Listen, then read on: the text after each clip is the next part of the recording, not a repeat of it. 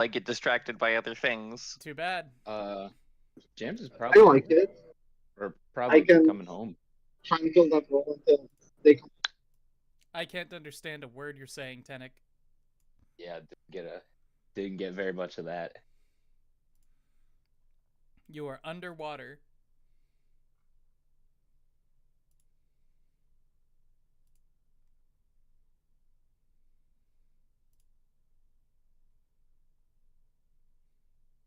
What about now?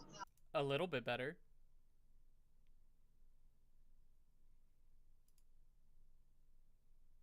Where's my live dashboard on YouTube? Why can I never find that?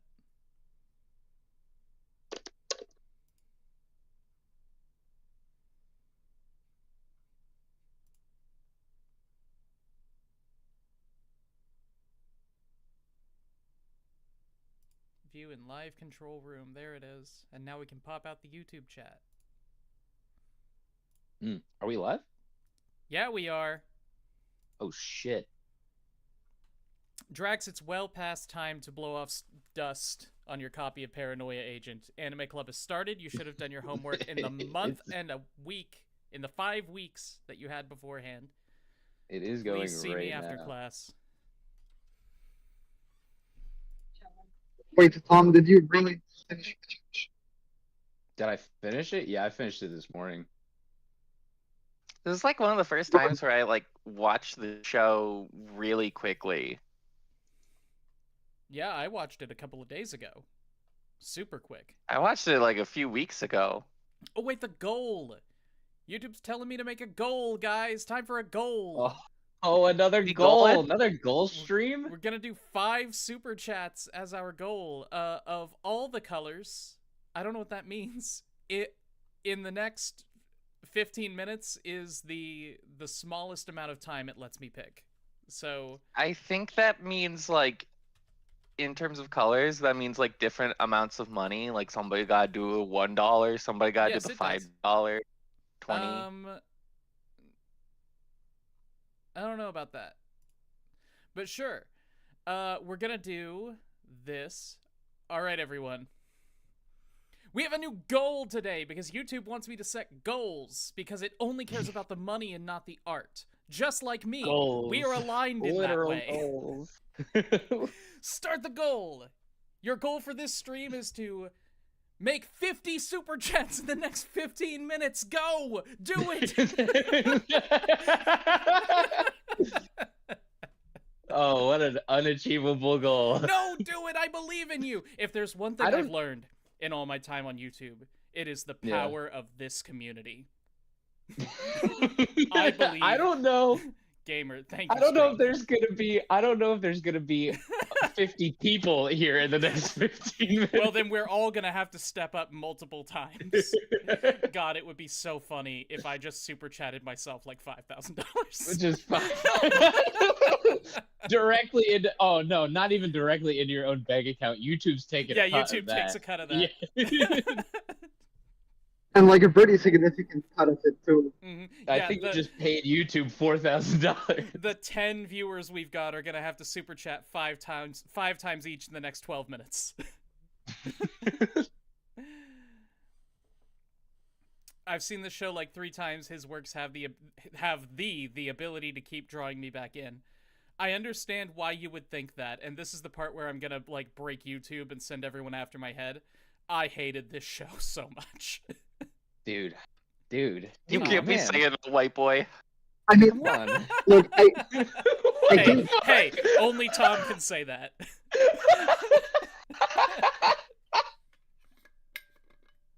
I'm not white boy. I love Scrum. I'm white, but not boy. You know full well what the problem with that is, Scrub. Scrub says what we're all thinking.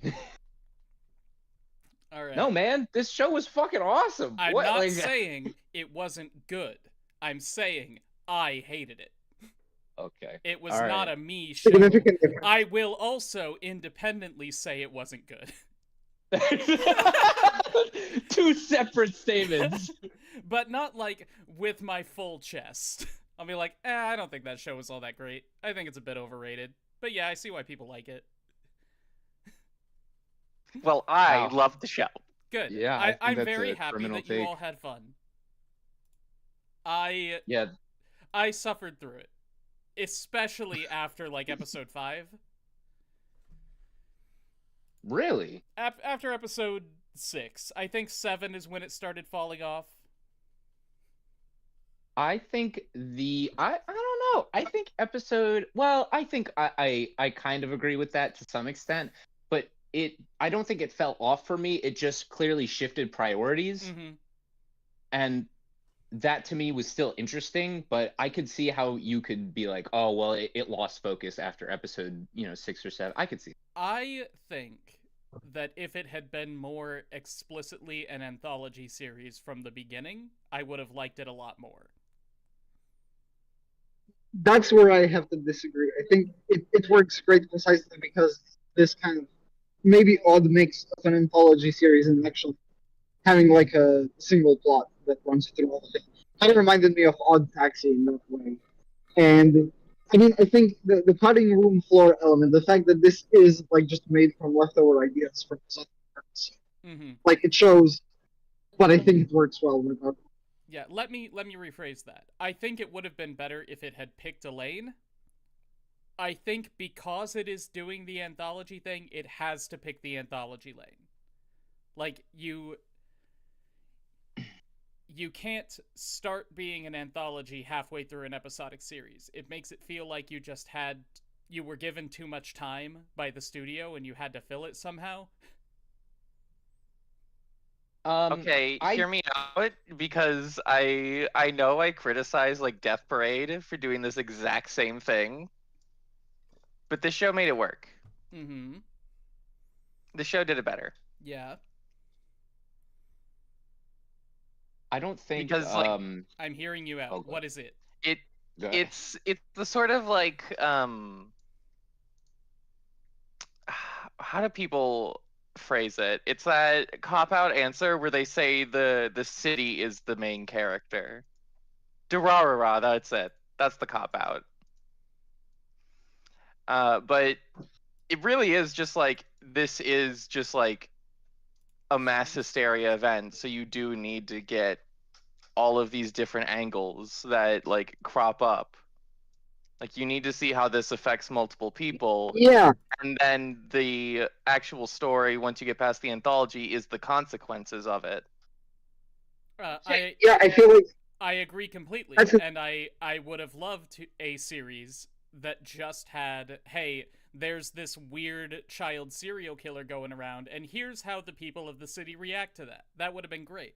But instead, the series sets up a 5 or 6 episode plot of the police solving this mystery, which I guess works fine as a framing narrative, but it feels like this is going to be either a mystery show or a cop drama or both. And it just, if that had continued through the end of the series, that would have been fine. But it didn't. We're seeing completely unrelated characters after we have had a cast of characters for 5 or 6 episodes.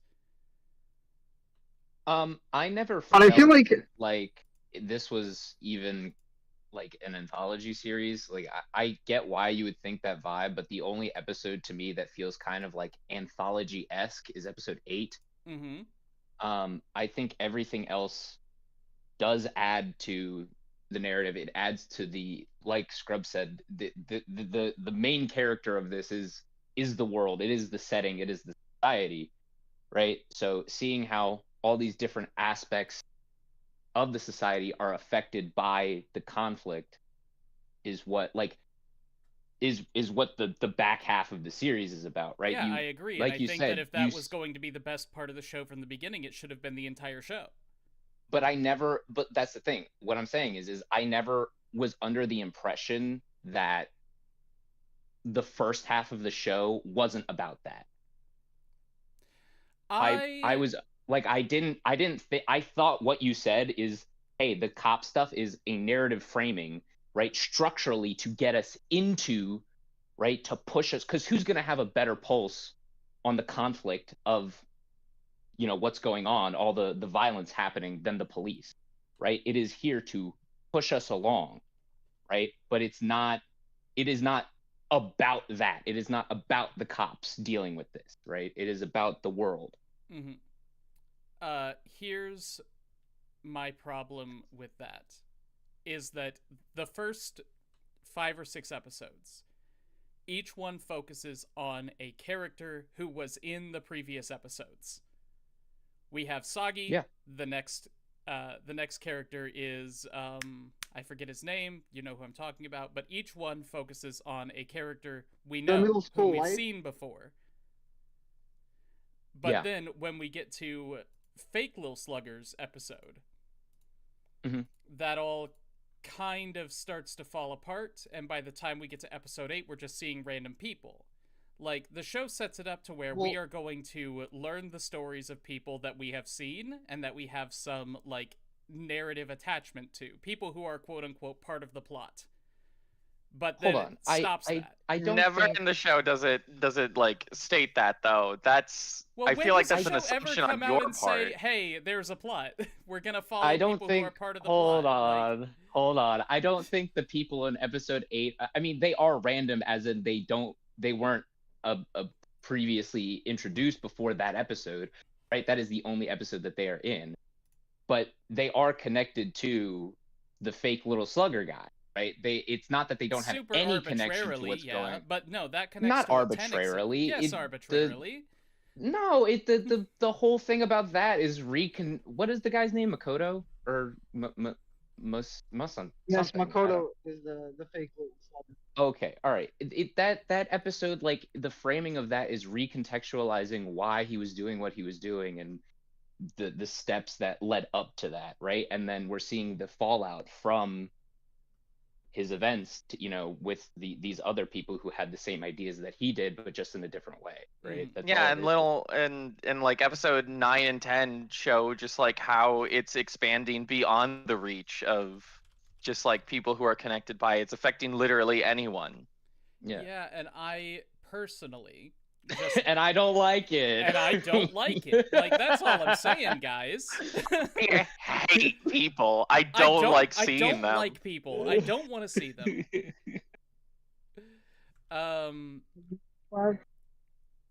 Let's see here. Paranoia Agent. Episode summaries is what I was looking for. Why don't we talk about the OP and ED? I mean, I feel like there is something to say. Yeah, I love the opening. Are we done just riffing? I mean, yeah, why do we not just riff in these discussions? Well, I was hoping James would show up by the time we were got into riffing a decent amount, but they have not appeared yet. So that's all right. Alessandra says Suicide Pact episode is the best episode of the series. Yeah, it is. It's incredible. No, I mean, I'm gonna be honest. I don't get the point of that episode. It seems entirely to the both the themes and the plot. No, dude, like, it's it out of the show. It is like the theme of the show. Delusion. Okay, you're gonna have to explain that to me. Episode 8 is like the theme of the show, guys. It is the ultimate metaphor of, or not even metaphor. It is literally just. The show is about escapism. Escapism is bad, right? People are trying to escape real life by killing themselves. This is they come together in this little suicide pact and find people that they are in tune with. They find friends, right, in an unlikely place. And we get to see that, we get to see their ghosts as they are doing that. But that's not going to happen if you kill yourself. To them. And also the whole point is that they are deluding themselves into thinking they're still alive. They're literally aspects of delusion itself, which is the whole point of the show is just deluding yourself from reality to escape. I think episode 8 for as unconnected as it is like the most on its face about the show. I'm just not. Yeah, I just wanted to say, I'm not sure I see how that kind of delusion they have, the Suicide Pact people, connects with Little Slugger and Moroni, which is the main duality of delusion the core story represents. That's why it still seems like something unrelated. It could have been released as an OVA and then people would just say, "Oh, like this one references Paranoia Agent a bit, but it's not actually part of the main series." I mean, they came together because of the dog, Marumi. They came together because they were all fans. That is, I mean, explicit. They show up wearing Marumi backpacks. Like, they are connected through the character itself. That is how they became friends. Sure, but like the kind of escapism they're engaging in that doesn't have to do with Moromi-chan directly. Because it's like they want to escape by committing suicide.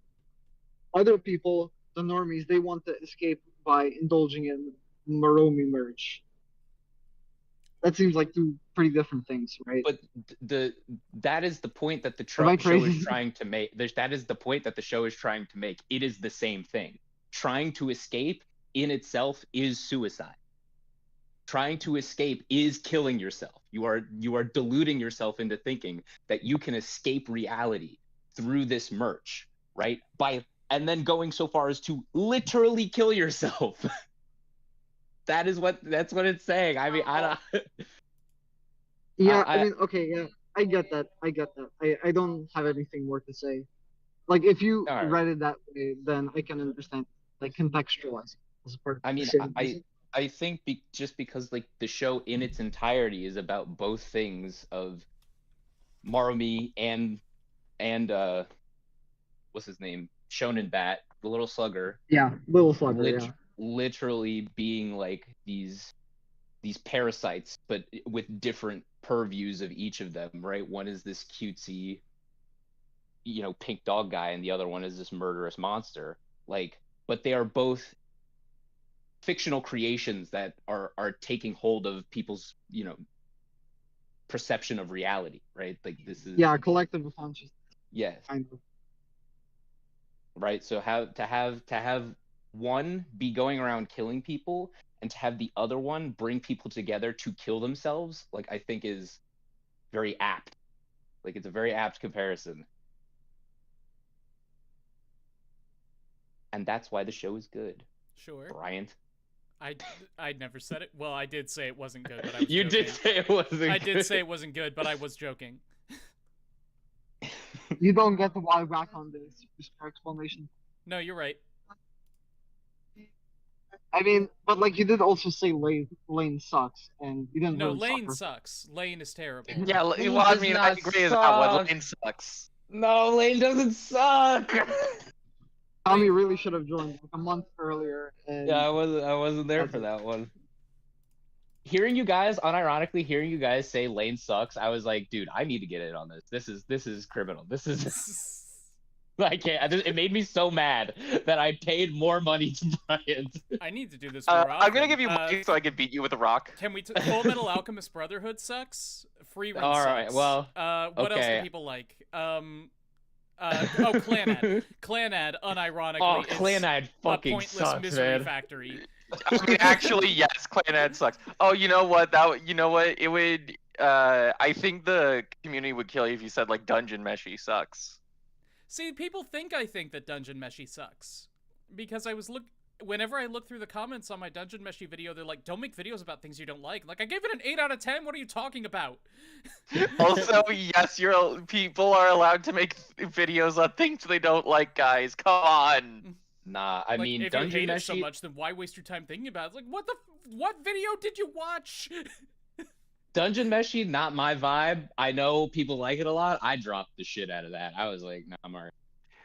We are at the point where people hear like you say one negative thing about a show and just assume the rest of it is like negative, make a comment, never watch the rest of the video. Yeah. Yeah, that's how we work. What's that one post on Twitter where it's just like, I like pancakes, so you hate waffles? Bitch, that's a completely different That's set. a different fucking statement.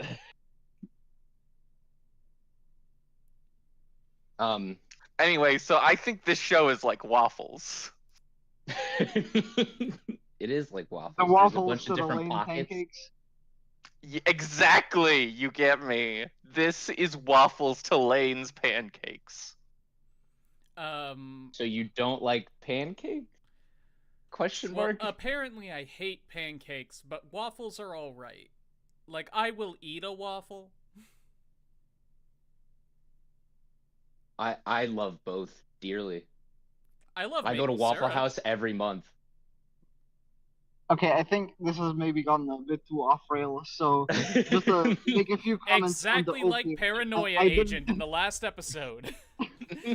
We brought it all Yeah, back. the entire series.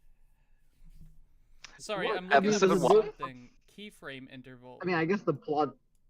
Well, whatever. Anyway, the OP, fantastic. What I think I really like about it is it's really creepy in a way that like anime openings tend to never be. For sure. I'm pretty sure Jeff made a video about this one. I actually tried to look it up this month, but I couldn't find anything. I'd be Although I surprised if thought you I didn't. remembered something like that.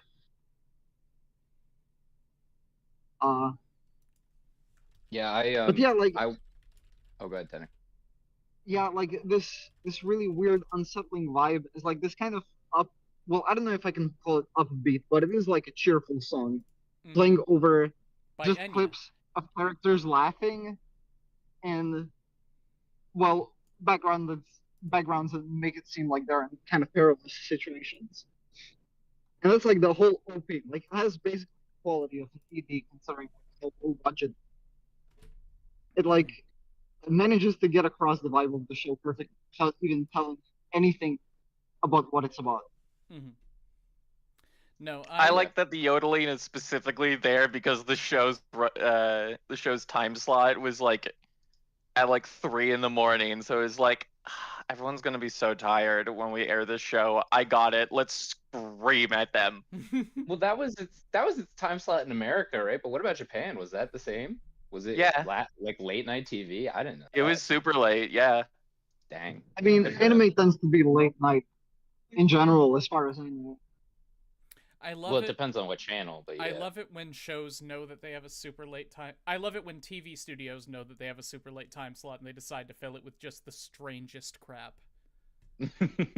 Yeah, That's what it it's there for. they decide just like, let's fill it with this one edgy anime that's gonna change some teenager's life forever. Mm-hmm.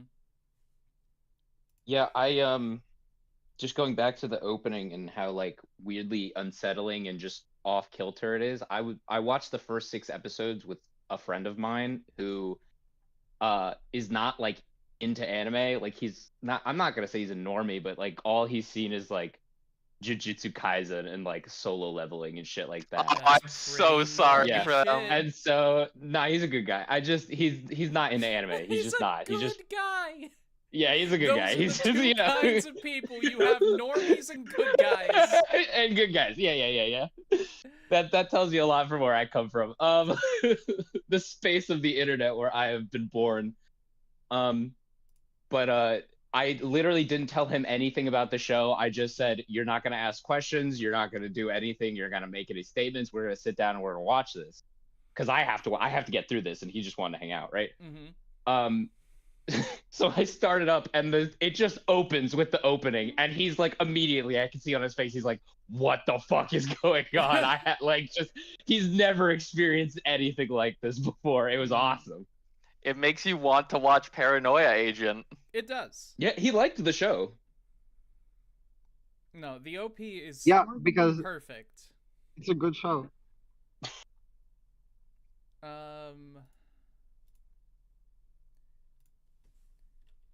Yeah, just the way that the audio and the visuals combine to make this real unsettling feeling like you're standing on the edge of a roof. It's great. It's good stuff. Yeah. I didn't get too much out of the ED, but Yeah, the ED is just like a couple of static frames. yeah. Yeah, it's the ED just like is. I mean, okay, there is sort of a semblance to it of just like how it's just like it's supposed to represent like the peaceful temporary Yeah. bliss of the attack, and even in the opening, that's why Lil Slugger is there in that same field, because he's what brings you there. Yeah. And also, I mean, them all being like laid out in a circle, like asleep around, this big Moromi Mm-hmm. is, it's clearly saying that's like this is central. I It's mean, yeah, lulling them into a false sense of security. Mm-hmm. I kind of wish it didn't spell it out so heavily, but yeah, it's just like, it is fun to just see that, just like all the little details of just like Little Slugger and Moromi are the exact same thing. Yeah, it's awesome. Mm-hmm. Yeah. I have to say, like, yeah, obviously, like, ED is not of the same caliber as the OP, but I think it serves very well, like, the function of, I don't know, like, I guess calming you after all the hysteria of the stuff that happens in a single episode. I don't think I'm conveying it very, like, it just works considering the actual content of the episodes. Yeah, I guess. Do we want to And that's you want to that. get into Thank you all for coming. get into do we want to get into episodes? Episode 1. I wanted to ask around, see how other people feel about this. Does the show have like bad moral vibes to anyone else? Can you be a little more I'm not specific? pointing to anything specific. It's mostly just feelings because that's what Satoshi-kun, my butt, Satoshi-kun. I know him personally. That's what we go way back. Satoshi-kun does. But it has this big emphasis on taking responsibility for your actions and not like blaming the world for things that happen to you or trying to shift blame off of yourself when you do not something making wrong. excuses. Yeah, sure. We'll say that. Yeah, exactly. And that isn't bad. But I guess I've just consumed so much media and lived in so much real world where that is used by bad people to espouse bad ideology that it sits wrong with me. I mean, yeah, I feel like I would say that the show has bad vibes if not for the greatest superhero of all time, Radio Man, showing us that you can approach this sort of thing from multiple ways. And while, Matsushiro does suffer in the end for his choices, like, it's still like something where it's like he did good.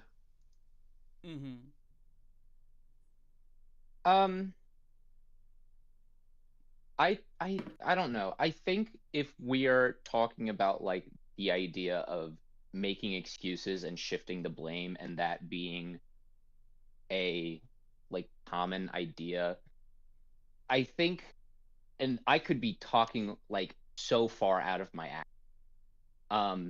But I think in Japan it is a very prevalent idea to be ashamed of things. I think Japanese shame is a thing in media, and not necessarily media. Their,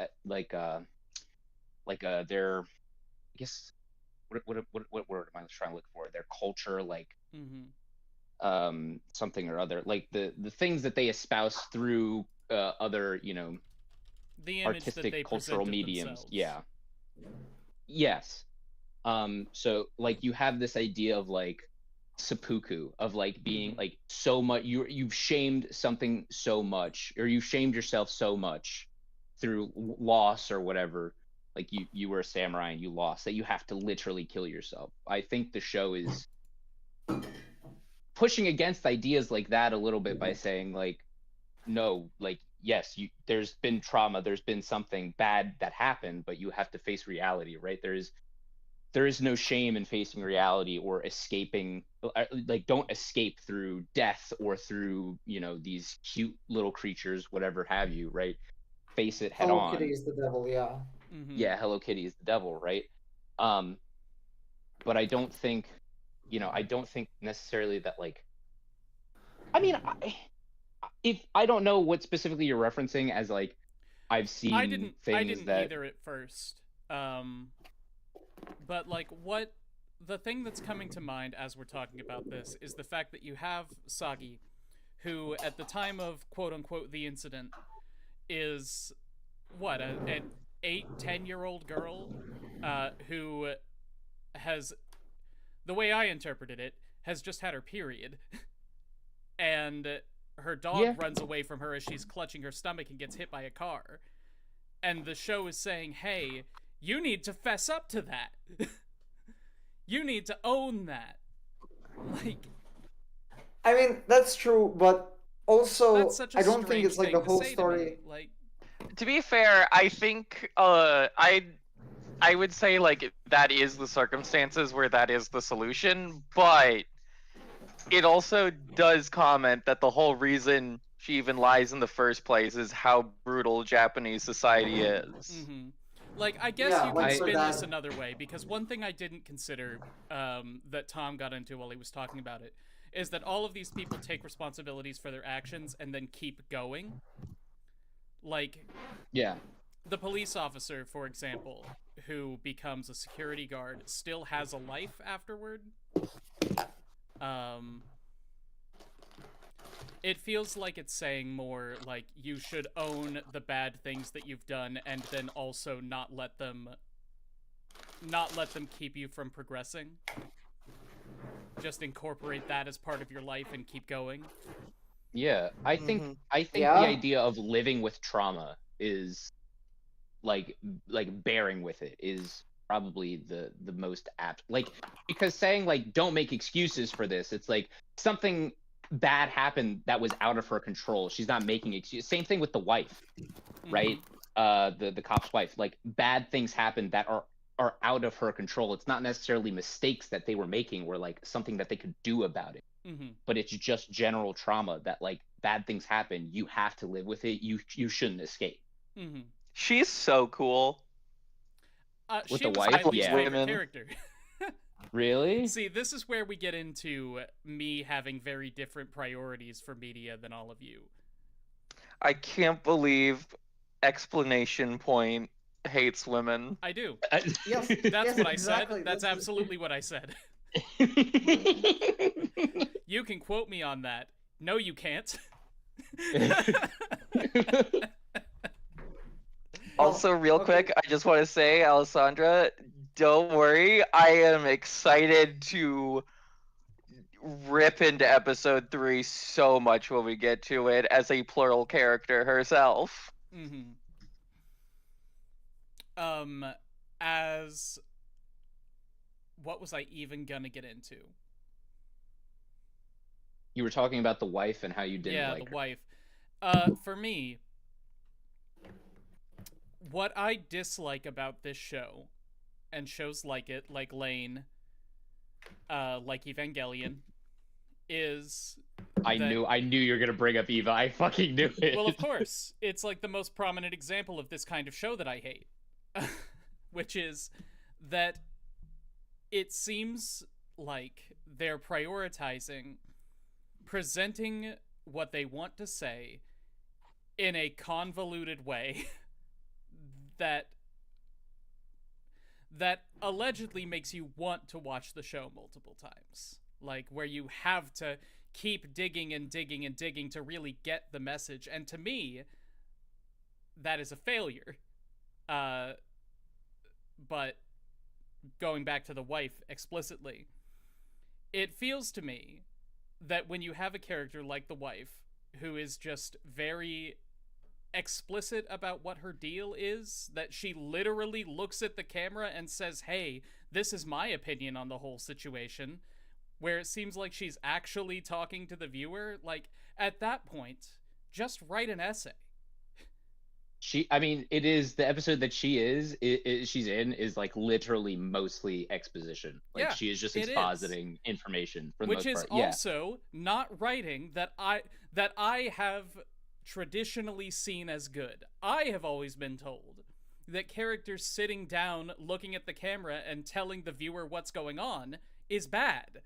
And we've ripped into shows for having characters like that before. Like Bloom Into You just last month, when they had this whole metaphorical situation where they basically sat down and explicitly told the viewer the moral of the story and how that moral was expressing itself through the characters. We laughed our asses off making fun of that show, but when Satoshi Kon does it, it's directorial genius. Yeah, but Brian, you have to remember. You have to remember. It. You have to remember. That was bad, and I didn't like it. Right? This is good. This is good. I liked it. Also, what show were we talking about? This was good. And the reason that I think it presents, like, I'm absolutely totally on board with you. It is just the difference in presentation. Right. Right? No, I do understand the difference. Don't get me wrong. Like, I get that the vibe created by this kind of show is very different than the vibe that a show like Bloom Into You is going for. But that's because this kind of show takes all of the stuff that I try very hard to avoid in my own creation and makes it the point. And I don't think that that is inherently bad, but it does make me viscerally dislike the show. Okay. I because I think that episode is great, but like I think the episode is great, but specifically for the way it is directed, like I'm totally on board with the idea of being like, well, it fails because it does all this other things. There are also a lot of good aspects to it that make it really enjoyable and make it tense and make it so if we were trying to give, you know, exposition about this woman's whole life in any other way, it might be a little too cluttered with what's happening visually already.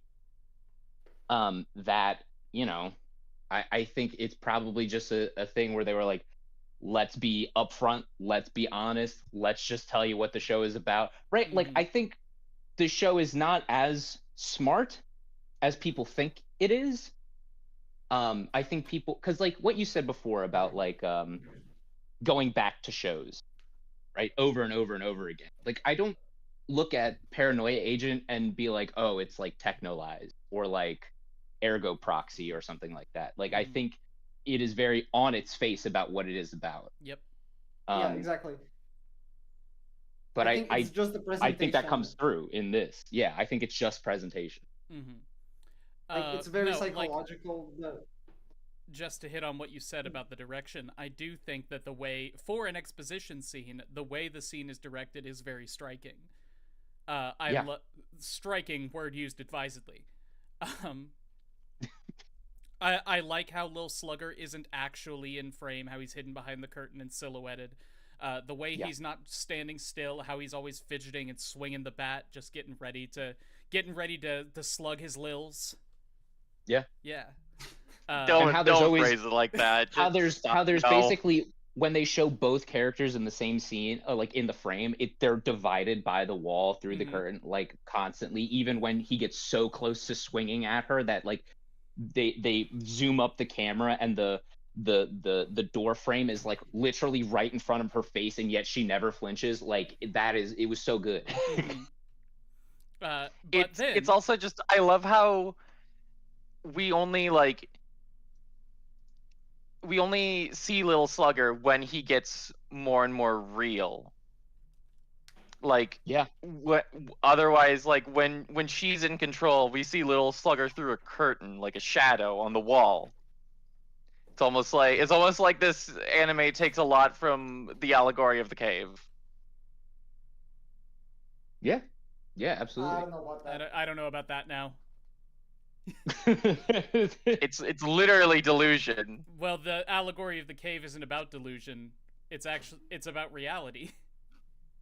Yeah, it's about Which reality. It's about physics, weirdly, in a strange way. Really? I mean, like, physical objects are just images of the forms for Plato. So in that sense, okay, I guess I get what Scrub is saying a little bit. Yeah. All right. I'm not gonna. But point is, I agree that the direction is very good, mostly. But then you also have scenes where this woman is just looking at the camera and we see multiple reflections of her just filling the screen, and it's really funny.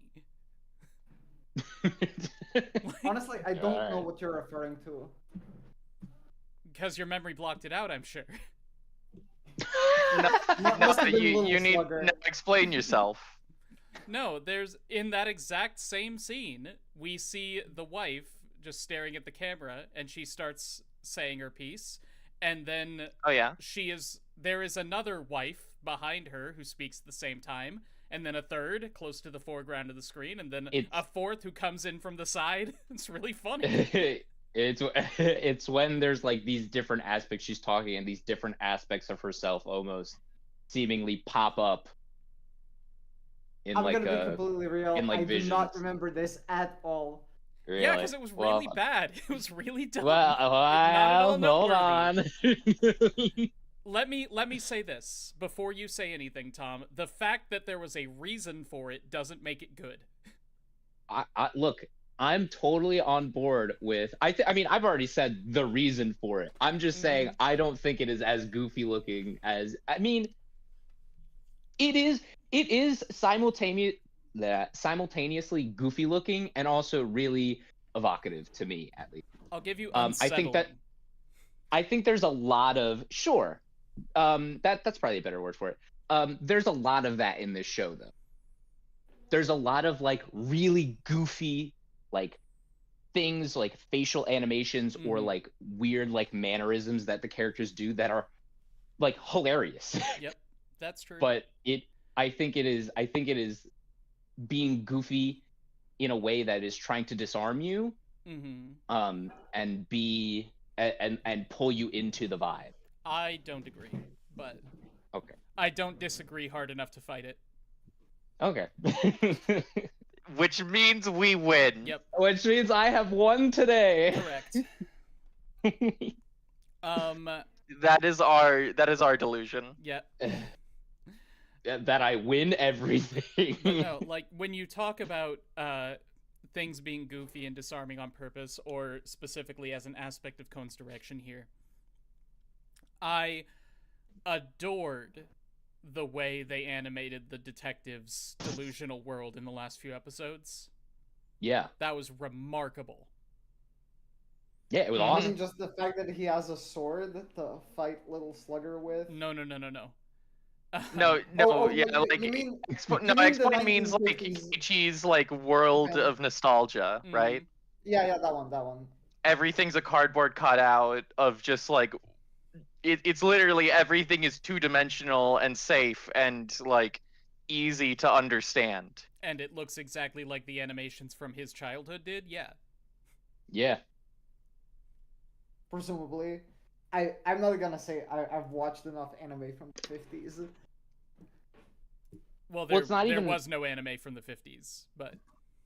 Yeah, I mean, it's not even about, like, things being from the 50s. It's just specifically, like, his childhood. Like, things that he would associate with his childhood. And being safe and simple and easier. The old days. Right? Yes. Of course. I love that this kind of delusion was brought on by like two things of like one, obviously the the whole Moromi plush of just like, because it's the whole point is like escapism through some sort of object like that, but also just meeting just like the old criminal who most of his dialogue is like saying like, we're not that out and out yet, we still got some years, but it's just like the fact that he's just like, yeah, I'm an old, like, I am the stereotypical burglar. At least that's who I was. Is a temptation for Keiichi, despite what the old man is actually saying. Yeah, it's a reality check because they're reminiscing on the past and things are changing, right? The reality of the world is that things change, and in his reality, they don't. They go back. I also liked. In that his reality, he imagines, Sagi as the daughter that, he never got, but also she imagines him as a father that she never had, like a caring and kind father, right? She's completely bought into this idea because she is also longing for that thing. She also wishes that her father treated her. Mm-hmm. And in this like delusional world, whatever is actually happening in the real world, in this delusion that they're sharing, they can have that, and they're both happy while the entire world burns around them. So good, man. This is so good. So on the nose. All right. Okay. Yeah, I appreciate the noseness. Like, I don't think that's a problem. Like, I also don't think that's a problem. The show is very straightforward about its message. That's not the problem I had with it. It's that it's just, how do I say this? It's just obscured enough to make me feel like the people in charge were saying, "Hey, look at how clever we are for doing this." Know what I'm saying? Yeah. I mean, know what? I think I understand what you're saying, but I think that's just an issue of style, of like the presentation. Again, like it's the same way with Perfect Blue. Like the message of Perfect Blue is perfectly clear, but you know it's like this weird psychological story, so that makes it seem like, you know, it's something you should write really pretentious YouTube video essays about. Mm-hmm. Even though that's completely unnecessary. Yeah. I mean, I think it goes a little bit. I think it's a little simpler than that. I think this show is one of those shows that people, like, the conversation around it, like, we're all like analytical. We're all analytically minded, right? Mm-hmm. So when we see something like this, and we've seen so much, right, we can point out, right, discrepancies in narrative and structure and all these different types of things and theme, right? I don't think common people do that, right? But when they hear about a show like Paranoia Agent and how it's so philosophically deep and it psychoanalyzes the human mind and shit like this, they're gonna watch it and they're gonna be like, "Oh yeah, it's so deep. I didn't understand it. I had to watch it like 6 times to get it." It's like but you're just not used to it. Mm-hmm. You're just not used to experiencing something like this. So to you, it seems really, really deep. And like you have to go through it, and that's fine, right? Not understanding something the first time around is not a flaw of a work, right? But I think the reputation of it has become, like Little Slugger in itself, a meme. Mm-hmm. That's true. Yeah. I think the thing that really doesn't sit well with me about this show and shows like it, and the entire magical realism like genre in general, is the way that it stretches the environment and its presentation to really hammer home the point that it's making. Like, for example, I know that even Tematic agrees that the last episode is a bit overdone, so I'll use that one as my example. In the last episode, when we have a physical manifestation of delusion ripping through Tokyo and destroying the world, that really sits with me the exact same way as somebody looking at the camera and saying, "Hey, delusion is bad and destroys the world." You know? Yeah. Like, that's my biggest problem with all of this, I think. That's what makes me just kind of roll my eyes whenever I see something like this, or Lane, or Evangelion. But I will concede that point to you. Mm-hmm. And when Tom, when you mentioned people saying erroneously that, oh, this show is so deep, like, it reminds me of my criticisms of Evangelion, which is not that Evangelion isn't deep. Evangelion is deep. It's just that the things that it's deep about aren't important. are stupid. Yeah. It's all made up bullshit. I don't know. I understand what you're saying. You can analyze Evangelion to death for it's just that it's stupid. It's arbitrary. It's okay, we're gonna have to Like, I think we're just gonna have to do an anime club on Evangelion at some point. That would be a great idea. to the Damn, bottom of we should watch all 12 episodes of Evangelion. Dude. I mean, we already talked about it. We can split it into 2 months. We pick 12 random episodes of Evangelion and only watch those. You know what? Let's I'll just report it let's there. just watch Uma Musume instead. Yes. Yes. Oh man, that would be hilarious. If we got on the scrub for wanting to propose Uma Musume and said, "Oh no, it's 24 episodes," and then did Evangelion. And then did Evangelion instead. Yep. That's what we do. I would be so mad. Mm-hmm. Look, I'm down for either. Honestly, I love both those shows. Like, fucking, I'm all here. Mm-hmm. But I think to your point, right, about things being unimportant in Evangelion, or like the things that they're talking about being fucking stupid. I think I don't know. I think it's more of just like a worldview thing. Like, yeah, I totally get why you who see so much like stuff, right? You consume so much that you're sitting down and you're watching this so-called masterpiece, right? And you're getting all these. This goes for Paranoia Agent too, right? And you're watching this so-called masterpiece, and you're having like these really kind of deep and philosophical ideas, just like you're getting hit with a brick like over the head, like it's just fucking beating it into you. I can see how that gets tiring. Mm-hmm. I don't think that. Sure. But I definitely can see. I think why that probably you would is think part of that. it, because and I don't think that these kinds of shows are inherently bad. They're just not my taste, because like you look at a show that deals with the same kinds of themes as Paranoia Agent. The one that comes to mind is Love, Chinibyo, and Other Delusions. And I adore Chinibyo.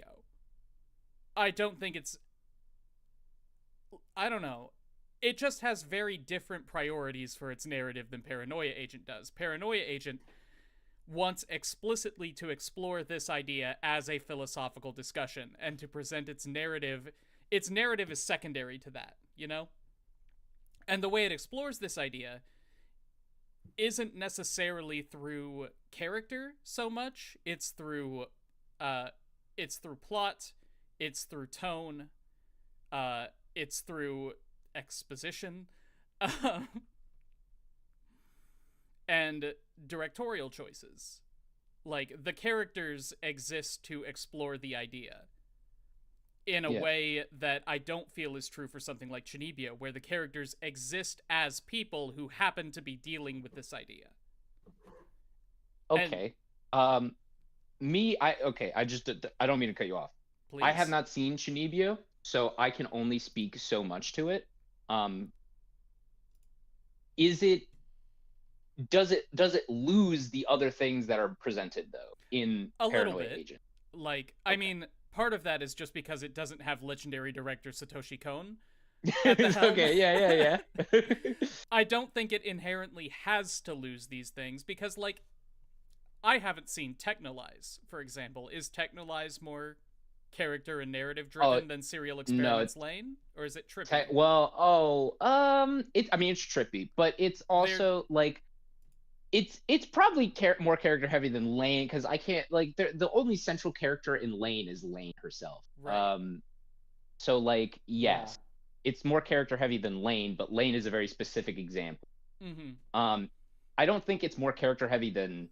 I think it's probably about. Also, it's been a while since I've seen the show, but it's probably about as much as Paranoia Agent. Yeah, I mentioned Lane just because they deal with similar themes, from what I understand.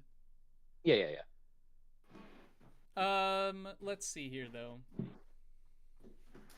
What shows have I rated like an 8 or a 9? Steins Gate, Madoka, Chainsaw Man, Frieren. Do you rate the Chainsaw Man anime a 9 or the manga? The anime, and that might have been. This like, is an explanation point. We riding don't on the read heels of the here. manga a little bit. Okay, but you've read the manga. I have. Welcome to the NHK. Okay, yeah. Welcome to the NHK is a show that deals with similar kinds of themes to Paranoia Agent. But yeah, fantastic. But the reason, like, my personal rating of Welcome to the NHK would be like an 8, 8.5, and my personal rating of Paranoia Agent would be much closer to a 5, is because Welcome to the NHK is about a bunch of strange people who are dealing with, like, this idea of coming to terms with reality and finding a place in a world that doesn't want them. And it's exploring how those characters bounce off of each other and deal with this in very human ways, and I can see this as something that works as a story. My brain recognizes this as a story. I think that's also because of the medium it was first. Like, those were novels initially. Sure. So they don't have, like, they were not built in mind with being more abstract. And maybe right? that is part of my problem, is that I'm not seeing this as a work that takes advantage of the medium of animation to tell its story, you know? I don't know. I mean, I don't think I agree with that, but I think it's an idea worth exploring. I guess you could maybe make the case that you could tell this story. Well, no, not even really. There always has to be some type of, I guess, animated aspect to a series like this when you're talking about fake things coming to life, when you're talking about inanimate objects like Moromi coming to life, or being in this alternate parallel world where everything is simple and 2D, and I think that in itself, I think the what is the cop's name? The chief cop? I think his false world is an Ikari, explicit. the main guy. Yeah. Ikari. The older one. I think I think that's an explicit, like, example of it using the medium to its fullest, absolutely. like, fullest potential. Yeah. For the whole show in its entirety, maybe not, but there are clear, moments where it's like, yes, you could not really do this without animation. That's one thing I want to point out too, is that when we have Ikari in his little fantasy world, that is a way that the show takes animation and visuals and uses it to enforce its point instead of making its point.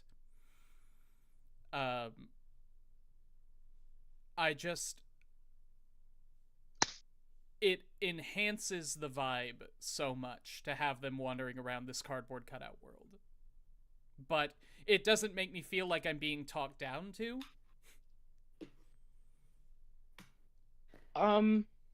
Yeah, I mean, I think I like, Brian, I totally get all your criteria, and I don't think I have anything more to say about it. Like Tom, I don't have an issue with any of this, although I can see, like, why you have an issue with all of it. And, like, why for most of the show, like, especially the wife episode, that feels like it's just, telling it how it is to the viewers, maybe treating you like you're too unintelligent to just, tell from the episode plots themselves. And this doesn't do that, because it's just a stylistic choice. Yeah. That's implicitly conveying this idea. I think, because it's not. I think because of the wife and how explicit she was in expositing dialogue. I think anything else in the show you're gonna look at and be like, well, it's not as bad as that, so it's it's something, it's better, right? But I don't think necessarily that means that the other examples, like the parallel world, are not also explicit, though. Like, I did not have any trouble understanding that. I think it was pretty on its face about what it was about. There was some, a little bit something deeper going on there, but I don't think by much. So I don't know. If we're talking about, like, shows talking down to you and making you feel like a child, I think that's a fair criticism. But I don't think the show is filled with it. Yeah. I think in very spot moments it is, but I don't think the whole show. Yeah, I've also been thinking while this conversation has been happening, and I remember that my main criticism of Lane was the exact opposite. it was far too precious with the point that it was trying to make. It obscured all of its details and really made the viewer dig for it. Yeah, Lane obfuscates itself on purpose. Yes, like it which is it not is virtuous. intentionally. I mean, whether or not you want to make that argument is fair, but so like. Again, I don't think that my biggest problem with this series is that it's too on the nose or that I find it condescending. I just flat out don't like it. The problem is that I do not find its stylistic choices appealing. But wait, what? I don't want to watch it. We've got down the bedrock. What does this mean? What do you mean stylistic choices? Like how have the we way been that fighting it for now? approaches its narrative. Don't hit me. Okay, I so, don't like it. Okay, but what does that refer to? Is it just like the pseudo anthology? The whole structure? thing, Tenek. Just the whole thing. The Every magical, design the magical ever. realism mostly is just not. It's not an aesthetic that I enjoy. I don't like it. And then the fact that it treats its characters as vehicles for philosophical discussion rather than as people living in a real world. It treats its world as a vehicle for philosophical discussion rather than a real world. And I don't like that. Okay, Yeah, wait, okay. no, hold on. that I makes sense. will debate That's you the on the same thing you said. characters. I will agree with you on the world. That much is true, but the characters, no. I mean, All right, well, like go ahead, Two Scrub. most important characters don't exist. What do you mean? Yes, Explain. they What do you do. mean they don't exist? Little Slugger and Marumi and Marumi Little are not Slugger. real. No, Oh, yeah. Sagi and Ikari are the most important characters. Wait, Let's you be very didn't get- clear about that. You didn't get that Sagi isn't real? Okay, come on. Oh man, you were talking knows about that how the the show was most so obvious important all stream. I just took it for granted. Hey, that hey, you knew that everybody Sagi knows the wasn't most real. important character is Shogo. Yeah, Marumi and Little Slugger are not real people, but we have people get physically hit in the head by a delusion. yeah, because they're hitting themselves. Like, no, they aren't hitting themselves. We have Sagi we see Sagi sitting in the police interrogation chair, just No, she literally gets hit by nothing. physically hit. And like you can say that she, I don't want to say pretends, but that her mental state makes her believe that she's physically hit. But damn, that's good acting if that's true. That's I mean, I think so. The way I understood it was that, Okay, like, I at will least admit for most of that the scene is series- goofy. So the way I understood is that for most of the series, like, these delusions, they work because they like. So it's like, so this show is about excuses, right? So people make excuses to get out of difficult situations in life because life is hard. That's the bottom line. Mhm. And sometimes, like, I think the concept of the show is like, what if like you needed to cling to an excuse so hard, so desperately that like you actually just believed it was true. So Mhm. like Sagi isn't actually lying at any point. She genuinely believes that Little Slugger is real and buy that that. he hit her both times. No, Well- Sagi is the one character I accept this from. Like, I'm fine to have a character. Like, I think I'm portraying what I'm saying badly here. My problem isn't that these people believe ridiculous things, because people believe ridiculous things. My problem is that the only reason is that the thought behind these characters existing is what role do they play in explaining the idea that I want to portray. Okay. I don't know. I like that makes Alright. it seem like it's less believable than it is, and I think I mean, it they're is literally coping mechanisms. Like that is just what they Yes. are, Yeah. though. No, I understand that. and you have thrown a bunch of characters with unhealthy coping mechanisms into the same narrative so that you can explore their coping mechanisms as part of the philosophical point you want to make, not because this is a natural consequence of a story. I think My problem is with where this started from. You're going top down instead of bottom up. The people who I don't know. The people who worked on this said, we want to tell a story about delusion. What kind of characters are in a story about delusion? And then they got these people. You are not starting from, I want to tell a story about an animator who believes this, this, and this. What kind of people would be around her? Okay, but I think that's you're inscribing intent to to Satoshi Kon, right? To whoever is making this and being like, this is how it should have been. Like, if there is no right. Specifically not saying should have been. What I'm saying right, is right, not right. right. So, I this just is just wanna what I say- like, and I'm explaining why I don't like it. No, yeah, Okay. I understand that. I get that. I actually do like a lot of top-down stuff, exploring an idea. So it's just kind of like I understand now the fundamental disconnect in this debate. Except Lane.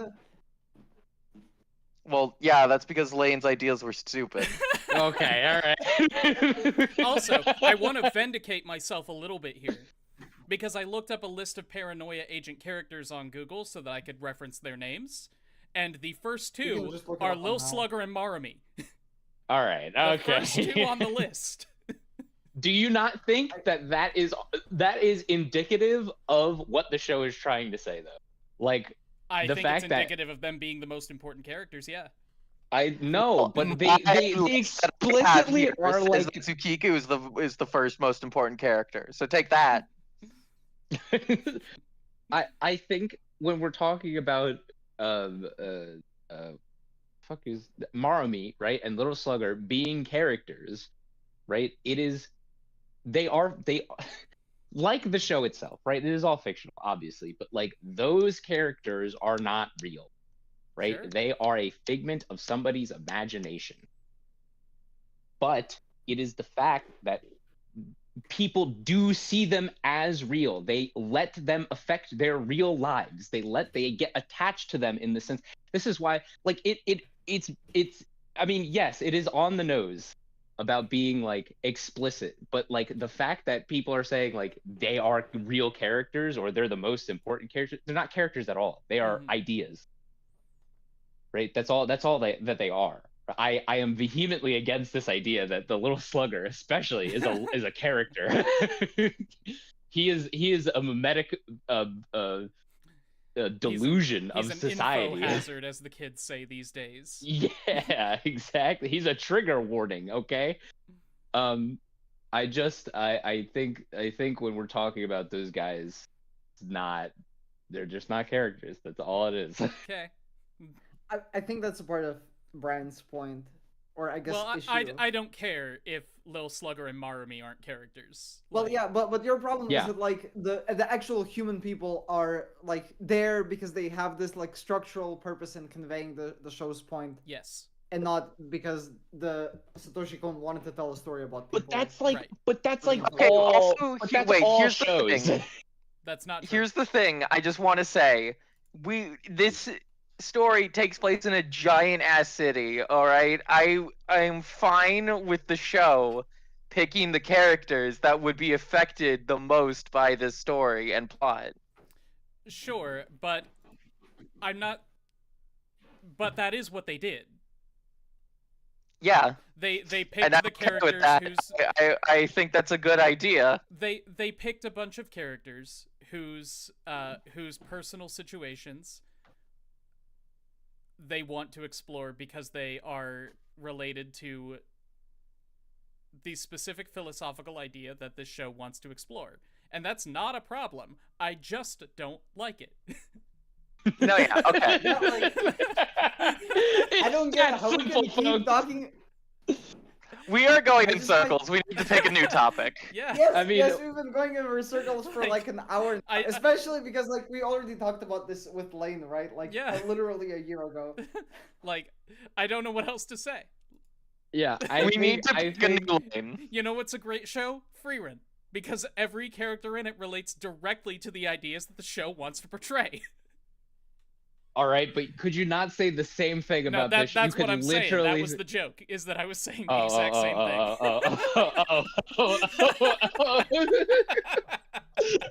I was about to get really mad for a second. Okay, new topic. Let's go. Should we just start from episode 1? Like, If you actually like. discuss this. See, in the thing- linear ones? Can I just make a point real quick that has been kind of on the same vein Yeah, of what we go were ahead. talking about, but I just like it.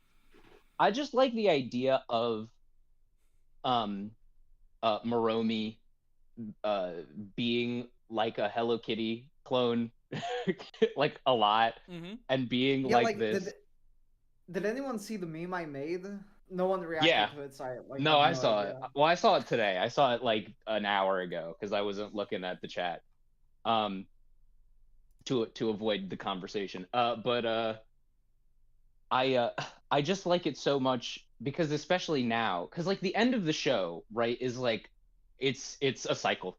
It's cyclical. Nothing changes. Like we're always going to have these idols of our imagination, and people are going to fall in love with them, and that's an escape for them, right? Yeah, the latest one is horses. Yeah, but I love it. True. I myself have escaped into horses. Not really, but like the idea of it being like fandom culture and like people these like especially nowadays attaching so much of their personal like identity to a character or a show or a movie or whatever, that like if you would insult that thing, it's like a personal attack on them, right? I think that and like the show does obviously be like, hey, you're hurting yourself while you're doing this, right? It's not good for you. I think it is a show. I think that's an idea and a message that's very important, like especially today. Like you can go Yeah. online and see people making fan cams about fucking, I don't know, Monkey D. Luffy. And then people be like, well, Luffy's mid, and then freak the fuck out over it. Well, it's even more Like- important today than it was back then, right? Because effectively exactly. the same thing that people are doing with Maromi and Paranoia Agent is what people do with actual real life people today. Through True. YouTubers and parasocial relationships online. Or like idol Yeah, culture but I guess, in like, Japan. I mean, well, celebrities always exist, or I mean, Not they like existed this. when Paranoia Agent. Like, yes, No, yeah, the big celebrities, thing with- parasociality. celebrities always existed, but celebrities always had a degree of separation between them and the public. Like, yeah, there were always Yeah, you can get Yeah. close to a There- YouTuber. there were people who believed they were married to Elvis for as long as Elvis existed. But Yeah. it's not like it is Yeah. now, man. No, I think that's also another thing where I was listening to somebody talk about this the other day. An actor like Denzel Washington is still so closed off because he's like a classic actor, right? And when you see him, he is still portrayed as like that character. You don't see Denzel, you just see whoever he is playing. But like you fucking pull up to the new Timothy Chalamet movie and it's like, that's that dude. I've seen that twink. He was on TikTok that one time where he was doing a little dance, right? Like you because you see these guys all the time, they've become so ingrained in our culture that we feel like we know them personally. We don't. They're fucking they're strangers. Hmm. And it's a real shame that Cone died in 2010 before this really started taking off. I was just Yeah. about to say, Mhm. like, I feel like Paranoia Agent would be so interesting if it was made in the modern day. Absolutely. Yeah. Yeah, it would Well, be Yeah, like, what if great. they I would made s- a I would Paranoia still hate Agent it. Season 2? Yeah, you would still hate it, but like it would be very interesting to see the changes that would Mhm. happen from it. Yeah, I think a show like Paranoia Agent actually, it feels like, I mean, obviously it's a product of its time, but like because of the style that it's in, people are not like they would never go back and watch a show like What do you mean we just honestly did? like no. I mean Yeah. the what do you- mainstream, right? Like even if a show like this came out today, I think the style of it would put them off. immediately. I think they'd be like, oh, this looks weird and creepy. Like, I'm not gonna, you know. I guess. Wait, so you mean like if there was a new show that had the same like style of what like storytelling or art style as Paranoia Agent? No, I mean like aesthetic, yeah, like art Visuals. style. Like Yeah. the visual style of Paranoia Agent would put people off. I don't know, like Because it's not moe enough. I guess that's true. Not a lot Banana of Fish I think didn't because look all popular that shows. different. People love Banana Fish. I don't know. Well, I haven't watched. I think Fish, so I Banana can't Fish say for looks sure. different. Maybe I'm But just also I haven't- misremembering. I have not seen past like I mean, I haven't seen really any of it, but like the bits and pieces that I have seen are like it has its own. I mean, it has its own visual style, but it's different. Hmm. Like think about a Well- series like Baki. Hold on. Like Baki is an extreme Jams is example, here. but Yo. hey, Enfin. Hey. Hey, I was gonna say, usually when I take a nap after work, I am unable to sleep for longer than like a half hour. It's okay. You haven't missed much. It was Congrats on your the nap. only thing you've really missed is ExPoint said, "I don't really like this show all that much," and then we talked in circles for like an hour and a half. that is true. That's that is so basically long. all that's In a happened. circle. No, it's true. All I had to say was, I don't like this show. I don't like top-down narratives. Ah, And that's been what we've talked about. I see. I see. Wait. But wait, what were we talking about now? Well, we were oh, yeah, talking about we how were I don't talking really about like this show. No. We're not going back there. It's You a can loop. you can We're answer in the loop. DT Varlix's comment in the chat. Who's what now? Who's one time? The YouTube chat. You can say, wait a second, it's been cycling before and since. I don't see any Also, I new want to comments disagree with in the you. chat. The last comment I see is from Benzer. Also, I You want should to- refresh hold your on. page. Probs. Hold on, I'm gonna read Yeah, this I comment. think you're lagging behind. Also, I want wanted to disagree that things are specifically worse re-celebrity culture. I think ever since the ancient gods, people have been into fictional characters. People are just more vocal now. Yeah, that's part of it. Yeah, I'm not sure. I can see that that. might be people it, just but be I more do vocal. not think that's true. I think gods had I the think roles there of is- celebrities, to be I think honest. there is some truth to it, because like I mean, and the show even like it goes a little bit into the internet, but not by much. Only in like the one episode, but how people are very vocal about you know, their special interests and their idols or whatever. Like people I think it's obviously like, Go ahead. what I was wanting to say was, I think it's probably like, it's less about like the internet / like modern communication and more about just sensationalism as a concept and how it like fucks with your head a little. Yeah, but I think to Varlux's point, DT Varlux's point, sensationalism has always existed, but because we see so much of it now, like you can get very swept up into fandom culture, like, you know, praising whoever the fuck as a god, even though they're a cartoon. Ah, yes. Hello Kitty is a cartoon and people worship her.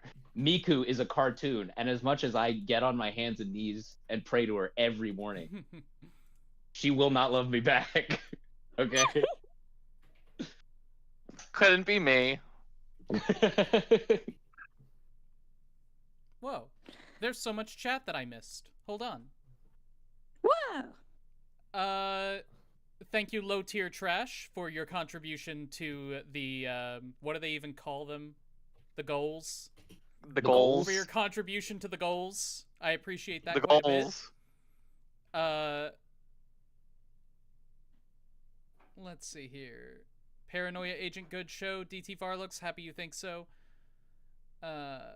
Paranoia Agent as a period piece is very interesting to me. Those are interesting words.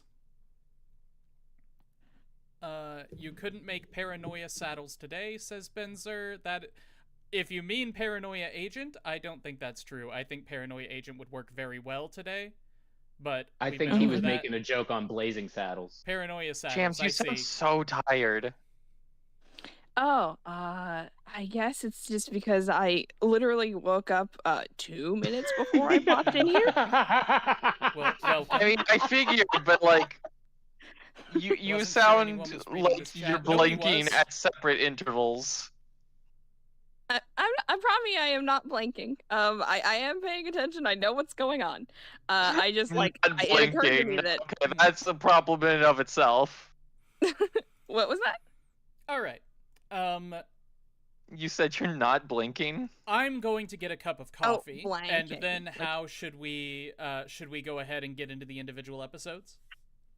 Yeah, I think Sure. so. All right, Maybe fantastic. we're not gonna have a lot to say about Well, a lot of them. but- Probably not. Jams? Yeah. Jams, you speak. Tell me how you like this show while Brian gets his coffee. Be right back. Okay. So what's really fascinating to me is so this month I saw two completely different things other than this that were actively to my tastes that made me very aware that this show is actively not to my personal tastes. So like I was like so actively aware somewhere in the back of my mind, like this is not a show I would ever go out of my way to watch ever. And I knew this in part because I had spent many years since I turned 14 or like whenever it was that I first heard about the show. I first heard about it and I went, that's not for me. I just could tell somewhere in the back in my bones this is not a show for me. And so then I started watching it and I was like, it's amazing how good this show is. It's really crazy. It's so of quality. It really is. And so like watching it is was such a surreal experience to me a little bit because number one, I also kind of knew that I said this in the chat, but I knew the twist about I'm back. well, not the twist. Hi. I knew like the big thing about Lil Slugger. Well, okay, I didn't know everything about like what was up with Little Slugger, but I knew for a fact that Little Slugger was not a person, and I could just like rule that out immediately in the back of my brain and not think about it. So it was like a little less wibbly from the jump for me, like the plot of it, I guess. And I really adore the craftsmanship of this show. And I also know for a fact that it does not spark as much joy in my soul as Date Everything and K-pop Demon Hunters. And joy is important. Like, I don't think that this show is trying to spark joy, to be fair. I know. Yeah. I think this show is actually condemning most people who are being like, Yeah, hey, you watching this right now? The show wouldn't, You're wouldn't probably like that you like those escaping. things. So the point of Paranoia Agent is that we shouldn't enjoy things. Yeah, definitely. No. But there is an element of that, right? Like, I feel like the show has... I understand that this isn't what it's trying to say, but I do feel like the show has an especially harsh condemnation of entertainment media. I think it has a Kind very of like harsh... Perfect Blue. I think that true. I think it has a very harsh message about getting wrapped up into For sure. entertainment media. I think But I don't think I don't think it ever goes out of its way to be like it's all bad. Right. Like I think it would be interesting to look at this from sort of a meta perspective of Satoshi Kon as a creator of anime and animated characters going so hard to say, hey, you know all this shit that I'm making? Stop liking it. Because there has to be this sense that the stuff that he's making is different, or else he is admitting to making stuff that's bad for society, which I guess you can do. People do it all the time. Well, I think it's obviously the first, right? Yeah. I think And that's the reputation Satoshi Kon has in the visionary director who made all these psychological masterpieces that tell you a lot about society and humanity and whatever. Well, I think the distinction between his work and the work he's referring to is like moe pop culture Right. specifically, right? I think it is specifically like he makes he makes stories about real things and real ideas and real topics. When I when thought that this story was Moromi about fake things. no. I mean in general, right? And well, It's a about lot of his memes. stories are about blurring the lines between reality and fiction, Mm-hmm. right? This is just a constant theme in all of his, well, I'm not gonna say all of his work, but most of his work, right? Mhm. But when you have a character like, I can't think of a good example. All right, no, hold on, okay. Here's an example. When you have Moromi, right, specifically telling, it's in the baseball bat, or not baseball, but it's about the TV show. anime episode. Yeah, the anime episode that they're making, right? When you have Moromi telling the baseball kid, like, you're just tired, just rest, and it he's repeating just rest over and over and over and over again, right? Oh, so great, yeah. It's just like, hey, this isn't healthy to rely entirely and solely on a character like this to escape and say just rest, just rest, just rest. You're giving into apathy, which I think is also another big theme of the show, especially in the time frame that it was made in. But for a character like, Ikari, that it doesn't apply to him because he's past it. He's too old to get into this stuff. So he moves on to something else, his childhood, what made him safe, right? And the way that connects to his wife is very interesting to me. Like, I know I thought these things. I thought, like, a lot of thoughts, like, and I monologued to myself about it a lot when I was cleaning things at work, but God, I can't remember them right now because I woke up 5 minutes ago. Wasn't the point of Moromi to criticize Japanese attitudes on shifting blame to avoid self-accountability? Yeah. Yeah. I think that's Yeah, what I both mean, Moromi yeah, we did it. and Little Slinger are about, actually, like, jointly. It's criticizing a Moromi is about a lot of things. It's about a lot of different. I just feel like there is a little bit too much demonization of media that isn't explicitly cerebral here. Because, like, one thing that I think ideas like this fail to account for is that rest is important. I understand that this is talking about having a healthy relationship with stuff like Moromi, but it doesn't portray it that way. Like, it is being very hyperbolic. Yes. Yeah, absolutely. Which is but another thing I dislike. I think nuance. when the way when I say hyperbolic, like I mean to the point, to the extent it's going to. But yeah, I think that one thing that would have made me like the show at least a bit more was if there were some characters who just kind of liked Moromi. Like, yeah, Moromi's a cute little dog. I have a plush on my desk. I like looking at it while I work because it makes me feel nice and it helps me get through the day. You know? But the show is explicitly about a singular point. Yeah. And so it won't do that. Hello Kitty is the devil. Hello Kitty is the devil. I do love Hello Kitty is the devil. The devil helps some people. I mean, to be fair, it tried to help in its own way at the very end, but was just sort of ineffective. I think it's more like not saying that Hello Kitty is evil, it's just that Hello Kitty won't save you from when your responsibilities come crashing down on you. Sure. Well, no, I think the point is more than that. I think the show wants to make this is a societal problem. Like, we're too reliant on moe shit to try and cope with the harshness of society, Japanese society specifically. I don't think that it's trying to make a comment about moe shit specifically. It's just using moe shit to make its point about not facing issues that we should be facing as a society. Yeah, the whole point of the show is basically just we should improve society somewhat. And yet you live in No. society. Anyway, I am very smart. it's like okay, so I kept thinking throughout the entire show, like as I was like piecing things together, about like the overarching narrative point is that I noticed so acutely, I said it in like the notes at some point, that the show opens on a list, just a barrage of people making excuses, like just like making up reasons to not do this obligation or that obligation.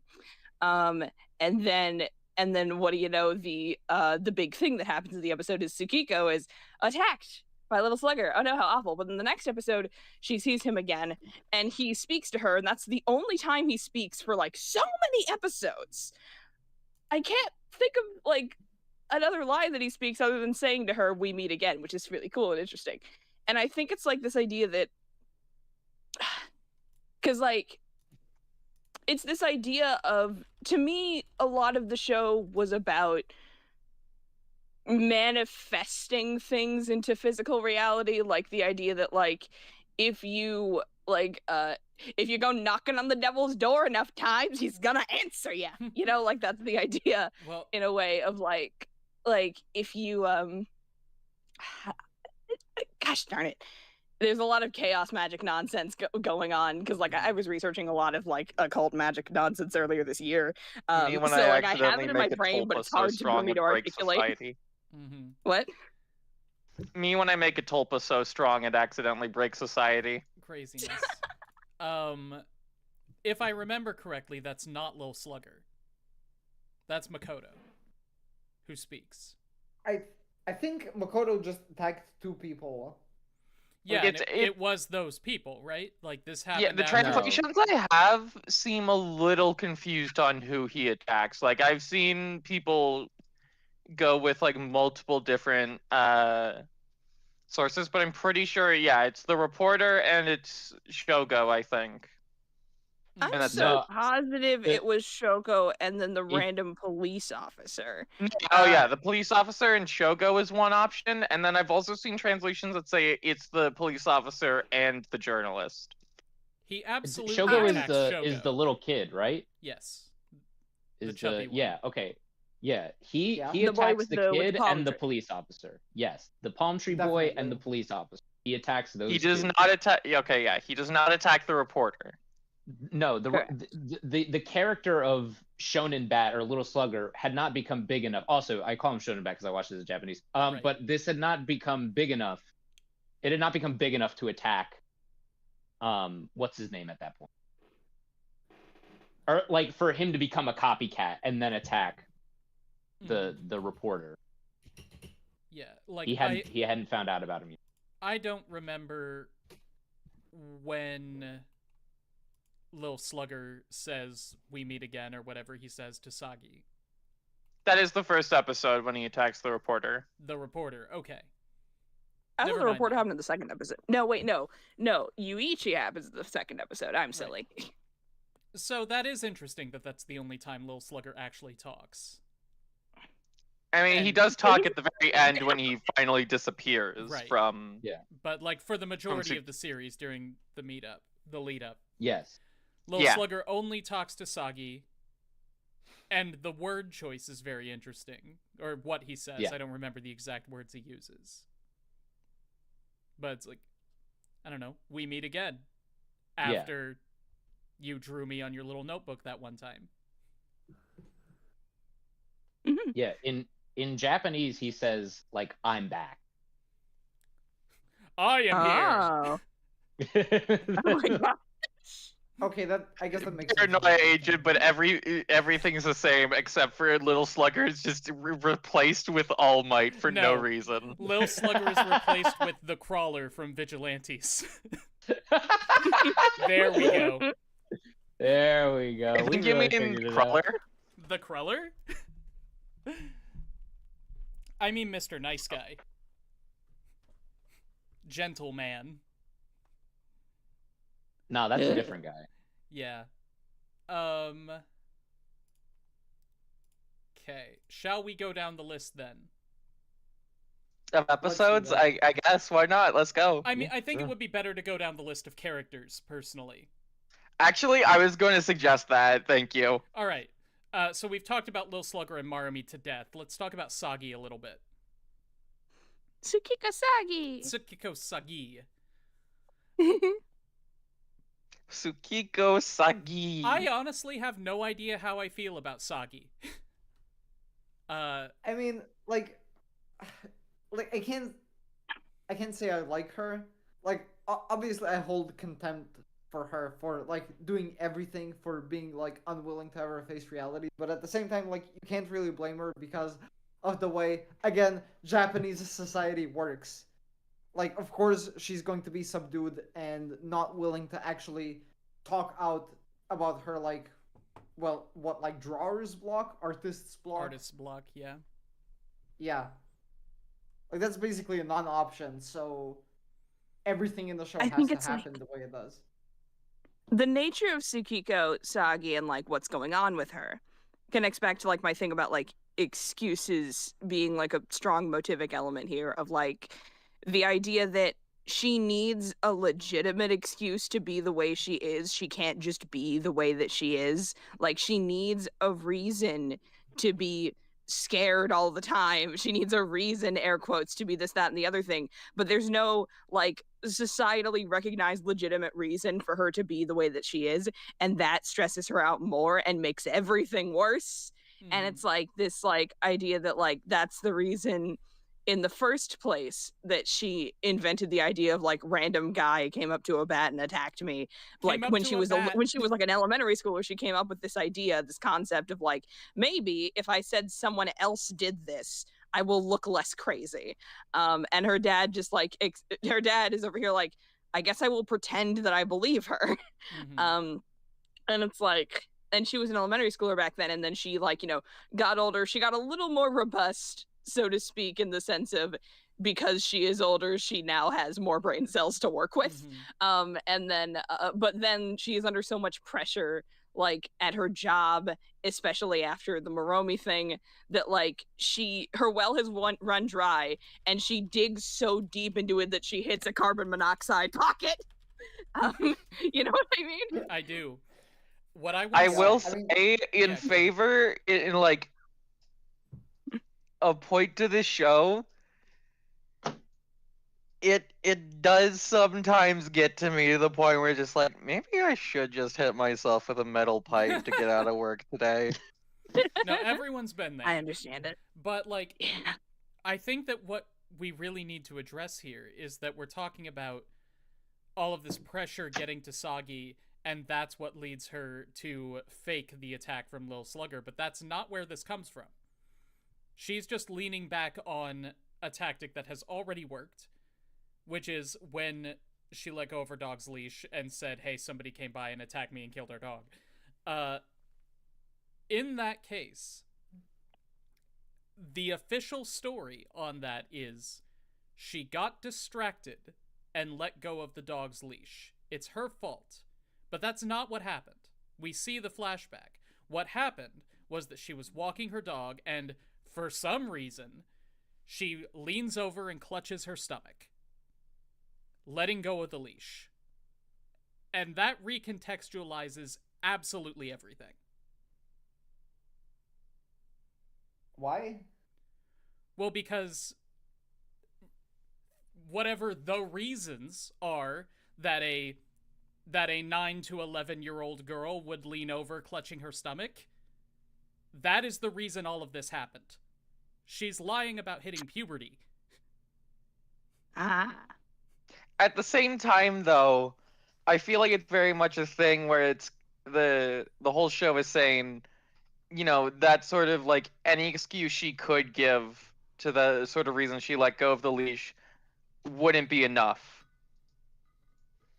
Well, like, regardless, Japanese society, there has to be someone at fault.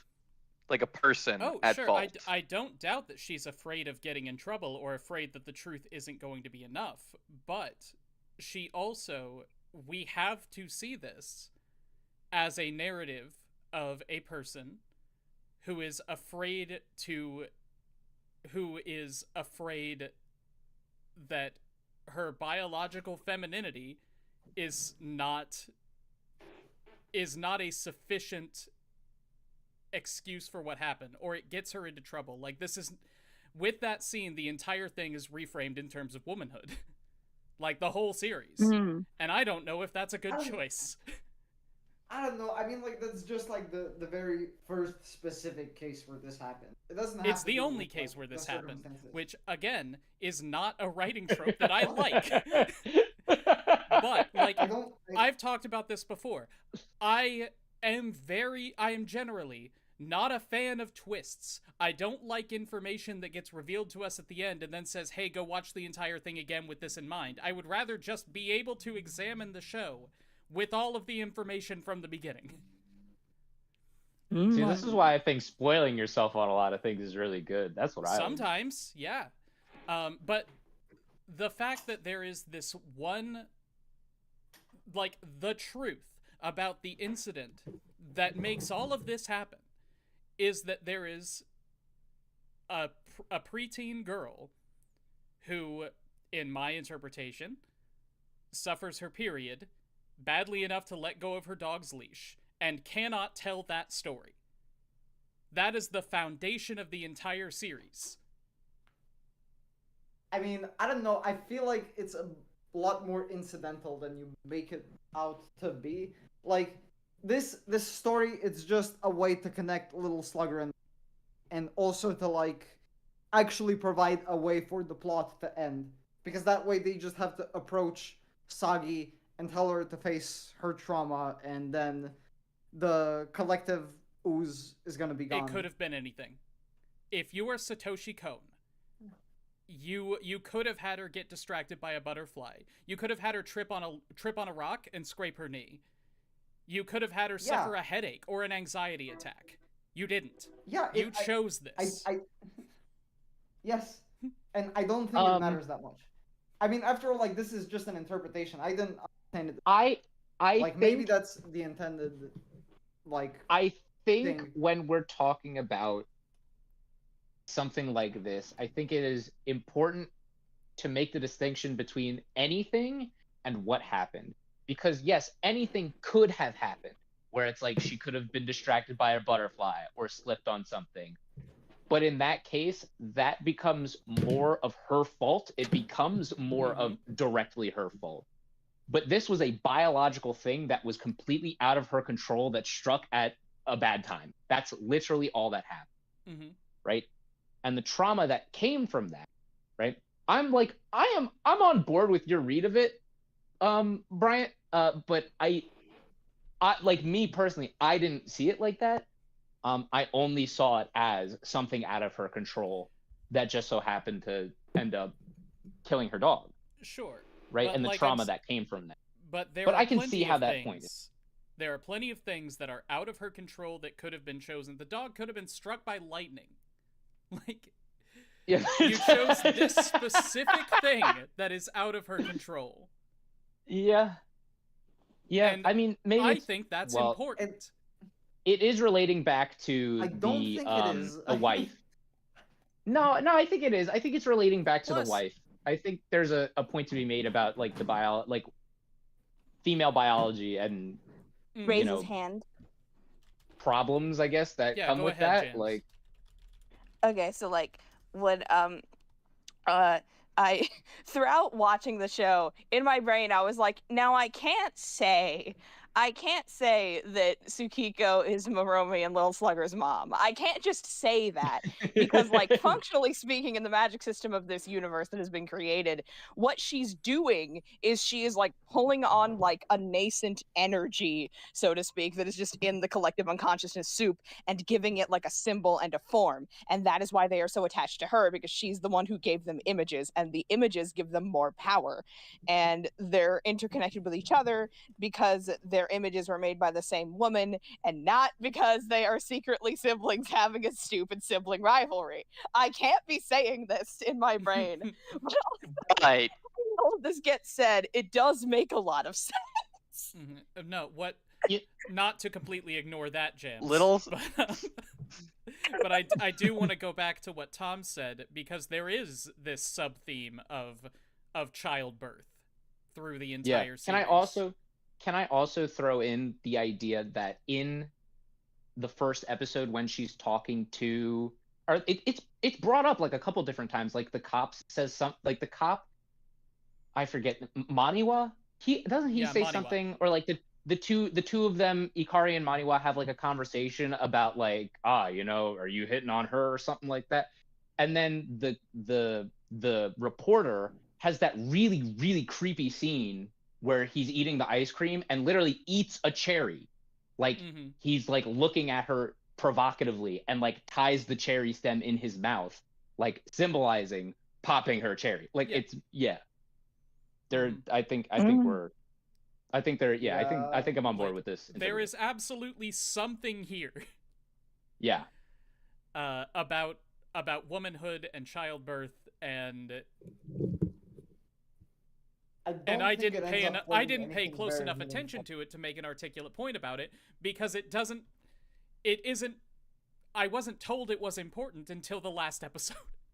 Hey, maybe you have to watch the show again to figure out why it's important then, Brian. I'm not Have you ever thought about that? I'm not gonna do it. I'm gonna go out on shows I can watch. I'm gonna go out on a limb here and say that maybe, just maybe, this is just a coincidence. You're wrong. I don't think that. I don't think it's a coincidence. You're wrong, but also as someone... Wait, hold on. As someone who is familiar with a lot of Satoshi Kon's work, this is just what he puts into his works. I'm just saying, you think that Satoshi Kon worked on this movie for however long he worked on this movie and put these things in there by accident? He didn't do it by accident, or at the very least, he did it very subconsciously. But like man, Paprika accidentally threw some feminism in the movie. Paprika has a lot of this sort of thing that's never like explicitly stated, but it's very clear. There's like, you could have a field day doing Freudian analysis of Satoshi Kon's work. If it were the one scene that I brought up to start this conversation, then I would be willing to accept an interpretation that it's just like, oh, Satoshi Kon thought that this would be the most impactful thing that could have happened. It was just for the audience reaction. Or like, just thought it was a more interesting thing that could have happened, and so he threw it in. But with this thematic through line that we're talking about, no, that's just not right. I think there's something here. I also, like, I think this is kind of a separate topic, and this isn't, at anybody, but like, we bring up one creator a lot when we talk about things, like the main guy, because we like ascribing to like a guy, like a genius who does everything. But like, so many people worked on this show. Like, there are other writers who are clearly on this show. We can't say where these ideas came from, or like, even if Satoshi Kon himself didn't put it in, like, there's probably like 3 or 4 other people who definitely could have, right? Like, just being like, oh, well, I don't think he thought of this. It's like, well, maybe he didn't, but there are a bunch of people who probably could have. You know? Like we're thinking about it right now because there's stuff here. Other people put it there for a reason. I don't know, guys. I think you're just being a little bit paranoid. That's okay, elite. but that's another thing, is that like paranoid, the phrase idea, it's like you're being paranoid, is like a thing that people use to dismiss people a lot. And it's like, that's another thing, it's like the weird double-edged sort of dismissiveness. That's the thing that keeps popping up in this show, is like, you're trying to dismiss your own behavior, or you're trying to dismiss a thing that someone else is saying, and you're trying to not take something seriously. Do you know what I mean? Like the idea that that's like kind of bad. Like, you need to be caring, you need to take things seriously, and you need to like be open to the idea that like, this is not a problem, is not actually an option for you to just say that. You know what I mean? I mean, that's the point of the show, making a joke. I think Tenek making a joke about us being paranoid is elite gaslighting. And I think that goes to I think that goes to the theme of the show. Gaslighting is quite literally changing somebody else's reality. Mm-hmm. Are you saying I'm a little slugger here? I think you might be. No, you're Tsukiko. Oh, true. That is also the case. Yeah. All right. Is there anything else we want to talk about, R.E. Tsukiko Sagi? Because we've only talked about one honestly, thing. Yeah, we are gonna run out of time if we try talking about every single character. For sure, but I do want to talk about Maniwa, and he's next on the list. All right, let's talk about Maniwa. Radio Man. Radio Man. This is the Radio Man. ridiculous character in the entire show. I love him. I love him, but he makes me dislike the show more. Wow. He starts out as a normal guy, and then he kind of like goes off the deep end, which is very interesting. He just kind of immediately yeah, there's like he goes from 0 to 100 of just like, all right, I'll probably solve this case better if I just kind of like be a little complicit with this kid's delusions to I am going to become a superhero. Which probably plays into what I was saying earlier about how this show doesn't really take a very nuanced approach to people's relationship with media because it can't, because of the kind of show it is. But yeah, what do you mean? Maniwa takes one look at this kid's video game manual or whatever it is and becomes a homeless superhero. Like, to be fair, he only becomes a homeless superhero after the kid dies under his watch. Like, I feel like that would fuck with your head. Sure. Well, he did seem like he was starting to lose it a little bit in episode 7 before that happened, but I think because it is so striking, like, hey, this kid died and you lost your job because of it and now you're homeless. Yeah, that's gonna drive people, like, that's gonna drive somebody up the wall. And I think that's just the distinction between the two cops. He was already the kind of person who had his own private serial experiments lane AV room in his home. Oh yeah. But the two cops, right, who both lost, Ikari and Maniwa, who both lost their jobs at the same time. One kept going, right, while the other one became a recluse, like, crazy person. And one is Maniwa is the only one that got caught up in the fantasy. Yeah, and Maniwa is also the one who uncovers the truth about the fantasy. Yeah, absolutely. So you have to dive into the delusion to get out of the delusion? Yeah, the only way out is through, I think, is like, it's this idea of like the only way out is through that's like mirrored with Tsukiko in a lot of ways, where like she wanted a way out of like the reality that like it's definitely her fault that her dog is dead, and out of the reality that like there are multiple people like who are just down, like breathing down her neck for this thing that she can't make, and she can't just say that she can't do it. Like that's not an acceptable answer, TM. It's like she's like a deeply sensitive person and everything, and so the way that she copes with this is that she's like, how do I get out of this situation? And like she kind of panic makes an excuse about it. However, you can't do that and actually get out of the situation. At best, you are stalling getting out of the situation. You are pushing the deadline back. And like when she lost the dog, it was like her dad decided to give her grace and say, okay, I understand that you are just trying to get out of this situation. I will lift you up, place you on the other side of it. Okay, kid? Because she was 11.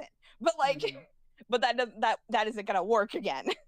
And so like in that way, the only way out is through.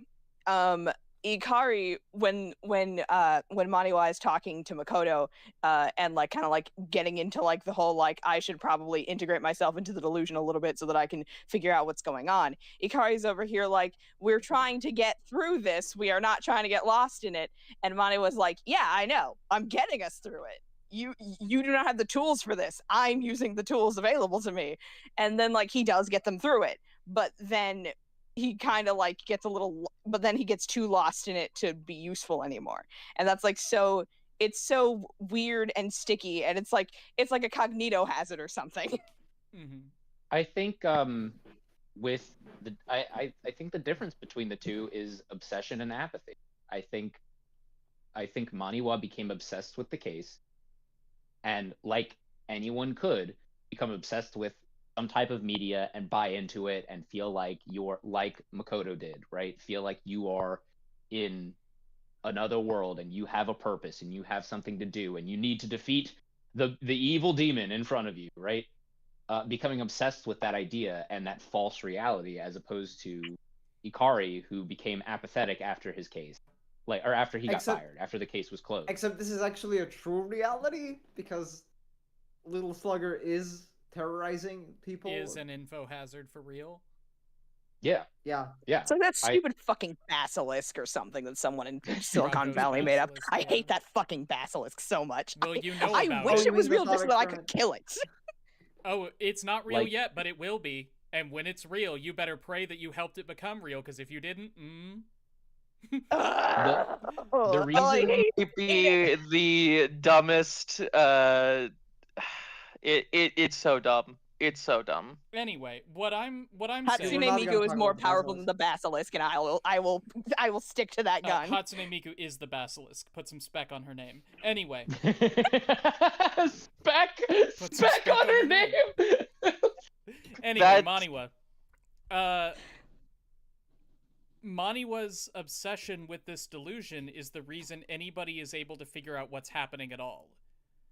Yes, he was obsessed with the case, and that's why he kept going. That's why he figured it out. But that obsession ended up not being healthy, right? He dove into the void and couldn't get out. For him. It but wasn't he did healthy. Eventually help.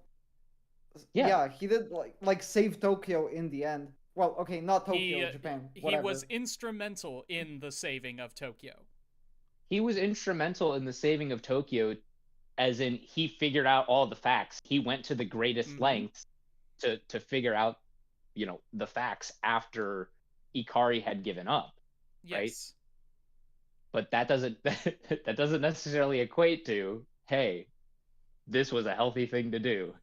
But it was a necessary thing to do. In the end, it was a necessary thing to do, because you can't give up, right? You should not give up. That is part of also what the show is trying to say. You shouldn't give up and be apathetic even after bad things happen. You should still keep going and try and find the answer, which is what Maniwa did. But he also got swept up in the delusion, so therefore that was his fault. That was where he went wrong in the narrative. But if he hadn't gotten swept up in the delusion, everyone would have died. No, if he hadn't got swept up in the case, if he gave up on the case, everyone would have died. Him being delusional has nothing to do with him being obsessed with finding out Little Slugger. But that's how his obsession with finding Little Slugger. No, I'm with ExPoint on this one. There is a disconnect here. What are we even talking about by this point? I'm saying they're two thematic dissonance. I'm saying they're I'm saying that they're two separate statements of, hey, he got swept up with the case and became delusional, or not, rather, he became delusional. He got swept up in the delusion of Makoto's fantasy being a hero world. And there's also the statement of, he got swept up in the case because you shouldn't give up. He didn't want to give up. He wanted to figure out the answer, right? Okay, wait. Hear me out. I have something that can work for both for ExPoint and Tom. Go ahead. So he did have all the facts. Like, yes, that is the reason this case got solved, because he found out about everything and relate it to Keiichi. However, ultimately, he was ineffective, as him attempting to talk to Sakiku about this resulted in nothing. And the second he tried anything on fighting Little Slugger directly, he got bodied through a building instantly. Like, yeah. His delusions helped in a way, but they could never be the solution to the problem. Yeah. Yeah, I pretty much agree with that. I'll give you that, sure. Wait, what do you mean could never be a solution to the Like The You mean by delusions as in fighting the sword. delusion with delusion will not work for you. Yeah, you can't just replace it with a different thing. Like, if Chica... His stupid fucking broadcasting also certainly does not help. If Chica in Oh Tenebio yeah, had instead that was of... like really dumb. had just gotten really into Warhammer, then that wouldn't work, right? Yeah. But that was ultimately the point that I was trying to make. Even yeah, though no, he... I get you. Yeah. I just like applying that point to the end of Maniwa's story. To say, like, yeah, the delusion was helpful because it was a motivator for him. And led him to seeking out reality. Yeah. But it cannot be the actual solution to the problem. Reality has to be the solution to the problem. And you bring up the motivation. There's that the conversation that Ikari has with the old burglar that he arrested, right? Mm-hmm. Where he was like, why do people commit crimes? Like, what is the motive? Like, part of it is trying to find the motive, right? Like, some people are now acting with no motive. We have no idea what's going on, right? And it goes back into this theme of becoming apathetic and having no motivation and getting sucked into a delusion, like he did. through the 1950s 2D town. Yeah. Yes. Mm-hmm. Okay. Next character. Ikari is the next character, so that segues very well.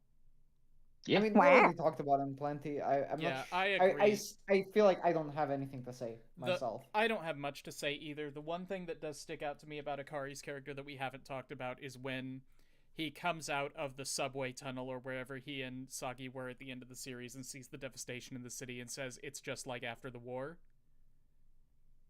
Oh. You see, Hello Kitty is the devil. It's basically America. No. Like, we say that as a meme, I get it. But Hello Kitty is not the devil. Hello Kitty is the atomic bomb. Yeah, Hello Kitty is the nuke.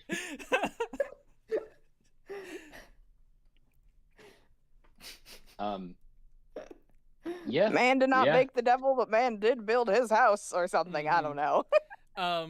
Is that a quote? So, I don't know. Like, I feel like a Japanese person would be able to articulate this point a lot better, and have actual examples to point to. But it feels to me, just based on vibes, that there is an argument to be made that the specific societal point that Kohn and his team are commenting on here is the point between the end of World War II and the modern day when this is happening, when Japan had to completely restructure its society. Looking to a future that wound up mostly happening. Like, they are one of the largest economies in the world now. Their people are prosperous. And, like, they've got their problems like anybody else, but they've built a functioning economy. Society. A functioning, prosperous society. I was looking for another adjective. But yeah, a functioning society. Yeah, I think I mean, especially because after World War II is when we got manga. Like, that's when we have the classic idea of manga and anime coming from, after World War II. Right, is because people were wanting making to escape stories. the shitty, irradiated situation around them. Yes, exactly. Something Godzilla. Mm-hmm. Yeah. So I think look at how a character like Godzilla has transformed. Originally, he was supposed to be a condemnation of World War II activity, and he was literally created from radioactive waste from the bomb. Mm-hmm. And he's now become like kind of a pop culture icon. Like, he's not a dangerous monster who is destroying Tokyo anymore. He's actually sometimes fighting, against Fighting for Tokyo. fighting for Tokyo, fighting for the Japanese people, right? Well, Japan King has the atomic Ghidorah. bomb now. So... Yeah, King Ghidorah, you can't be here. Godzilla punch and sends him to the moon, right? Like, okay, Japan does not have the atomic bomb, but they could. no, they don't. I don't think have a I mean, like, really they are high capable functioning of, military. They are capable of. They have the knowledge of how to make an atomic bomb. But that's every first world country. Sure. Yeah. Yeah, I don't know. I think we've talked about There's not much Ikari. to say about a decent- Ikari unless you're connecting it to specifically either his wife or Makoto and how much of a different person he is in those situations. Which is like, it's fascinating to me. It's like, oh my god. It's so fucked. But Harumi Chono is next on the list, and I want to make sure to get to her because I know that Scrub wanted to talk about her a lot. Cool. Masami What list are you Hirakawa. looking at, by the way? I'm just Like, the is it- list of Paranoia agent characters on Google. Okay. Well, we Scrub. Yeah, Confused. say whatever you want, Scrub. I don't think I have anything to say about her. Well, other than that, I really liked her episode. Her episode was one of the better ones, I think. Scrub here. Scrub's gone. Scrub? Scrub's dead now. Scrub! Scrub is gone. Leave. What? Sorry, I was busy deluding myself with horse girls. What? Oh, I God, said no. there is more to Horse say girls about are the Ikari, devil. but Harumi Chono is next on the list, and I know Scrub wanted to talk about her a lot, so I'm gonna get to her before we run out of time. And then you said Harumi? nothing Okay, for you know, about 2 no, or 3 actually- minutes. Actually, you know what? I want to hear what y'all think about Haru. You just want to play horse girls. I'll just be silently judging for a sec. Okay. Okay. Sure. I did not expect her episode to come so soon because, like, I saw you say in the chat, like, there's a character with who apparently has like a dissociative disorder going on, and I was like, oh, and I didn't expect it to happen in episode 3. I did expect directly it to after be a episode twist. 2, which was a whole thing to me. And so I was just like sat here like enraptured by, like, I guess it's like I was very interested in the sort of, like, I think the thing that struck me in the episode the most was thinking to myself, that doctor is lying to her. When he was like, I just spoke with her. She said to me that she feels herself fading away and she just wants to enjoy herself before she goes, etc., etc. It's like the idea that, like, what he's saying is just like the most convenient thing to get her to, like, air quotes, let go of Maria, so to speak. But that's not what's happening. Maria is trying to, like, establish herself in, like, in the brain, so to speak. Like, she is just trying to, like, have, like, her own life, and she, like, both of them kind of feel like the other one is attempting to encroach upon their timeshare of brain, and the idea is that they need to not be doing that. Like, the solution to this problem is not, well, one of them has to leave, obviously. The solution is they need to like each other. I personally have no experience with DID, but I have many people in my life who are professional psychologists. And from what I understand, watching Harumi's story here, of the portrayals of DID that I have seen in anime, this is one of the better ones. I really get the sense that this is a person who has a part of her life that she feels needs to be sequestered away and isolated into its own little box. It doesn't feel like there's just arbitrarily another person somehow sneaking up into her brain.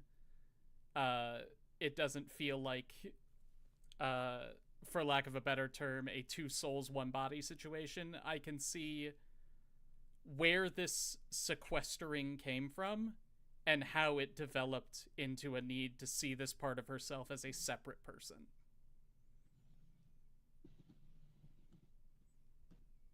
Should I go?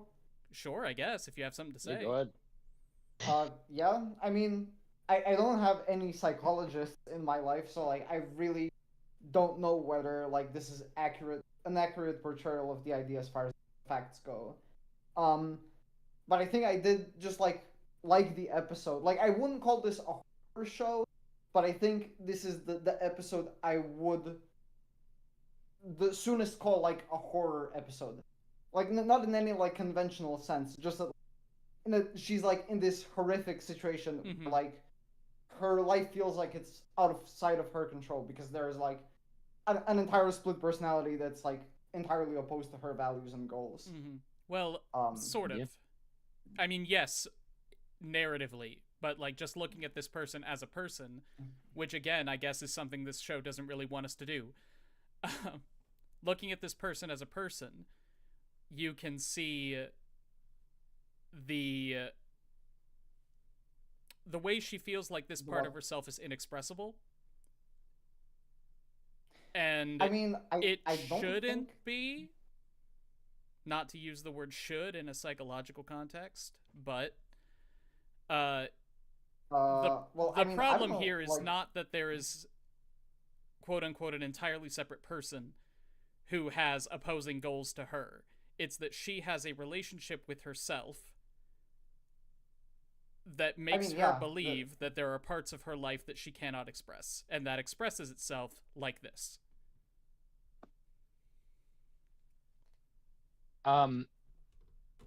I would also Yeah, add I that guess I she's see trying what you to mean. escape from that, obviously. Yeah. Like, there are parts of To herself tie that it she's... into the themes of the series. Yeah. She is Yeah, to literally trying to blame To blame her actions on another person. yeah.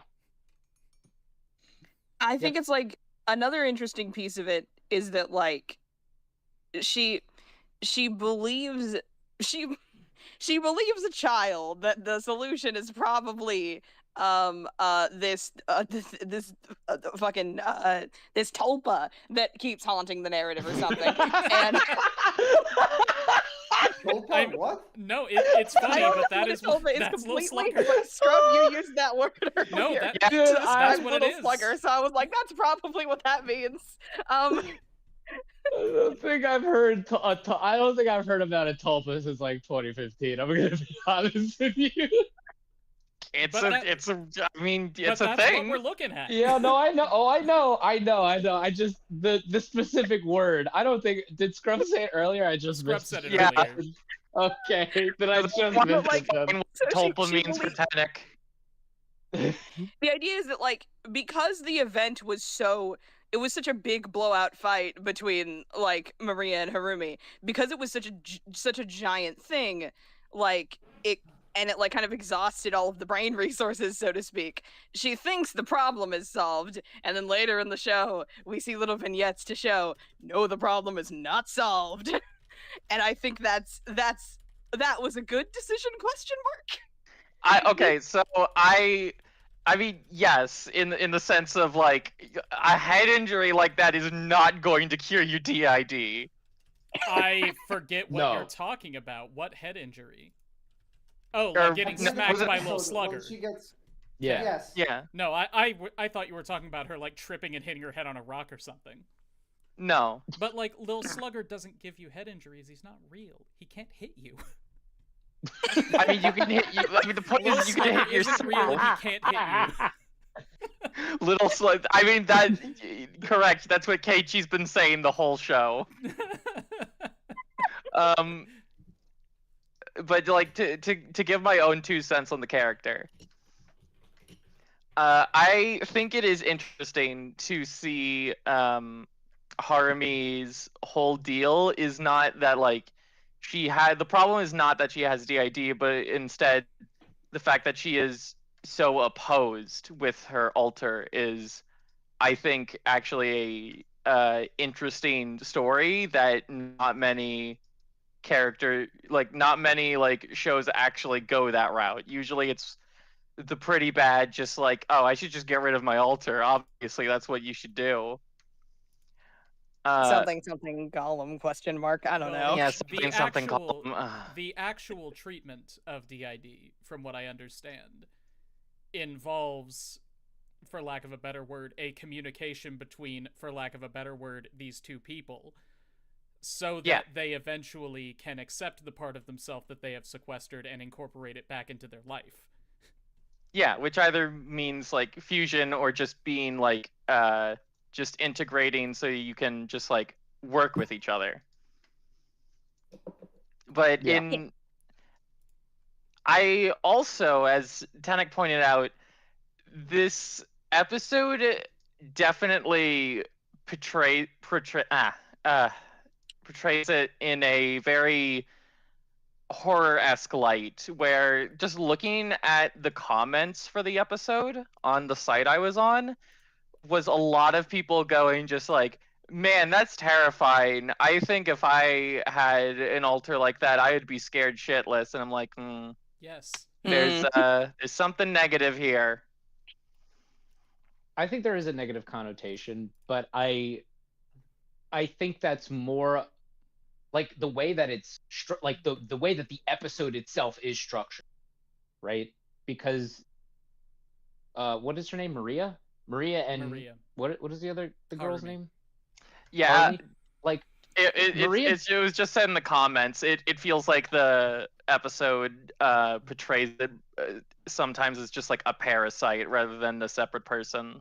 Yeah, I mean, I didn't get that vibe. Like, I was not scared at all. I didn't think this was like a horror episode or anything like that. Like, I think Maria doesn't even necessarily do anything bad to Harumi. That isn't true at Harumi all. starts it. No. Harumi starts it. Like, Harumi is the one She who throws away starts- all of Maria's stuff. Yeah, throwing out all of Maria's stuff and she is the one who started the war, right? Well, Harumi is the one that's trying to hold get on. rid of her and escape. Like- Whoa, what's up? You're right that Maria is not the one who explicitly like attacks Harumi, but Maria is using this body for sex work, which is Oh, yeah. that's an Definitely attack. That is an should act be of war. something. It should be something that should be communicated between the two of them and discussed Yeah. and worked on. Well, And again, instead of I discussing it and working on it, they're instead just being like, why can't you just let me do what I want forever? well, Yeah. again, it goes I back mean- to the sequestering and the suppression of this part of Harumi's personality, because Harumi, from what I can tell, sees herself as a very prim and proper and professional person, and she sees that as being incompatible with like her fun-loving sexual side. And so when that part of her needs release, it's explosive. So if she Yeah, had and a better relationship with this part of herself, she could get that part of herself satisfied in much healthier ways. But she doesn't, so she doesn't. I don't know. I mean, Maybe I I think, put it in a bad way before, but when I say that Maria does not like explicitly hurt her, I just meant in a way that like she didn't start the fight necessarily. I mean, obviously they had been fighting, but she didn't go out of her way to do anything mean explicitly to her like Harumi started. I think that is a lot like saying, for example, that if the federal government does something that, for example, hurts red states a whole lot because they're using funds that are supposed to go to welfare programs to, I don't know, put money in the pockets of the billionaire class. Yeah. Then you cannot say that that isn't an attack on red states just because they aren't intending to attack red states. I what think act are a you way I talking can about put it now? is that like I can see this conflict being a real conflict for someone with DID, but the way it's portrayed feels a lot more negative and horror-esque than It feels very should spooky, be. scary skeletons. Yes. Yeah. I didn't get that at all. But I did not get the I mean, I didn't get a obviously. horror vibe. But I Again, think- I like not horror, not traditional horror, but just yeah, like yeah. acknowledging the fact that that it's people scary when consider things it happen to you that are creepy outside is of your what. control. Like, Yeah, the fact that people consider it creepy is what's giving me the ick vibes. It is creepy. Yeah. It's terrifying.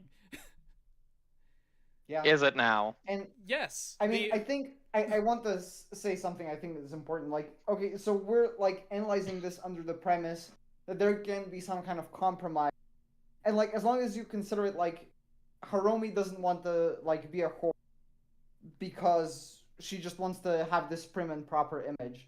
Sure, but also I think a big part of it is that she does want to actually get married. Like that's a big part of this episode.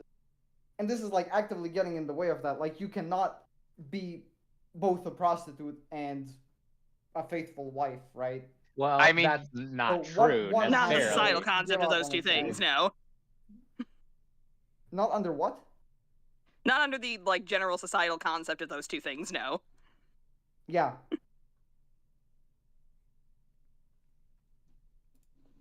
I don't know. I think. Yeah, uh, that's it. That's what I'm trying to say.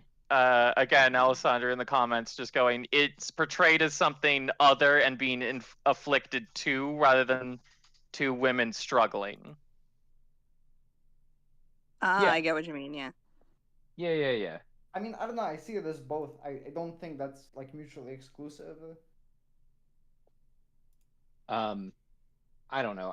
I don't necessarily like because I don't have any, necessarily like real world experience with this. So I say anything. I think like the fact that it's so wibbly and weird and kind of like it's like this show consistently refuses to give its audience a straight answer on most things, so to speak, like giving the audience a straight giving the audience like a straight answer on like at first when we get to like Makoto and we find out that like this is a guy and the audience are like led to believe like yeah this is just some guy who's been doing things and then suddenly but things are still like weird and off and it doesn't completely connect, and it's like the idea is that like physical reality does not matter as much as the truth, which is a different thing.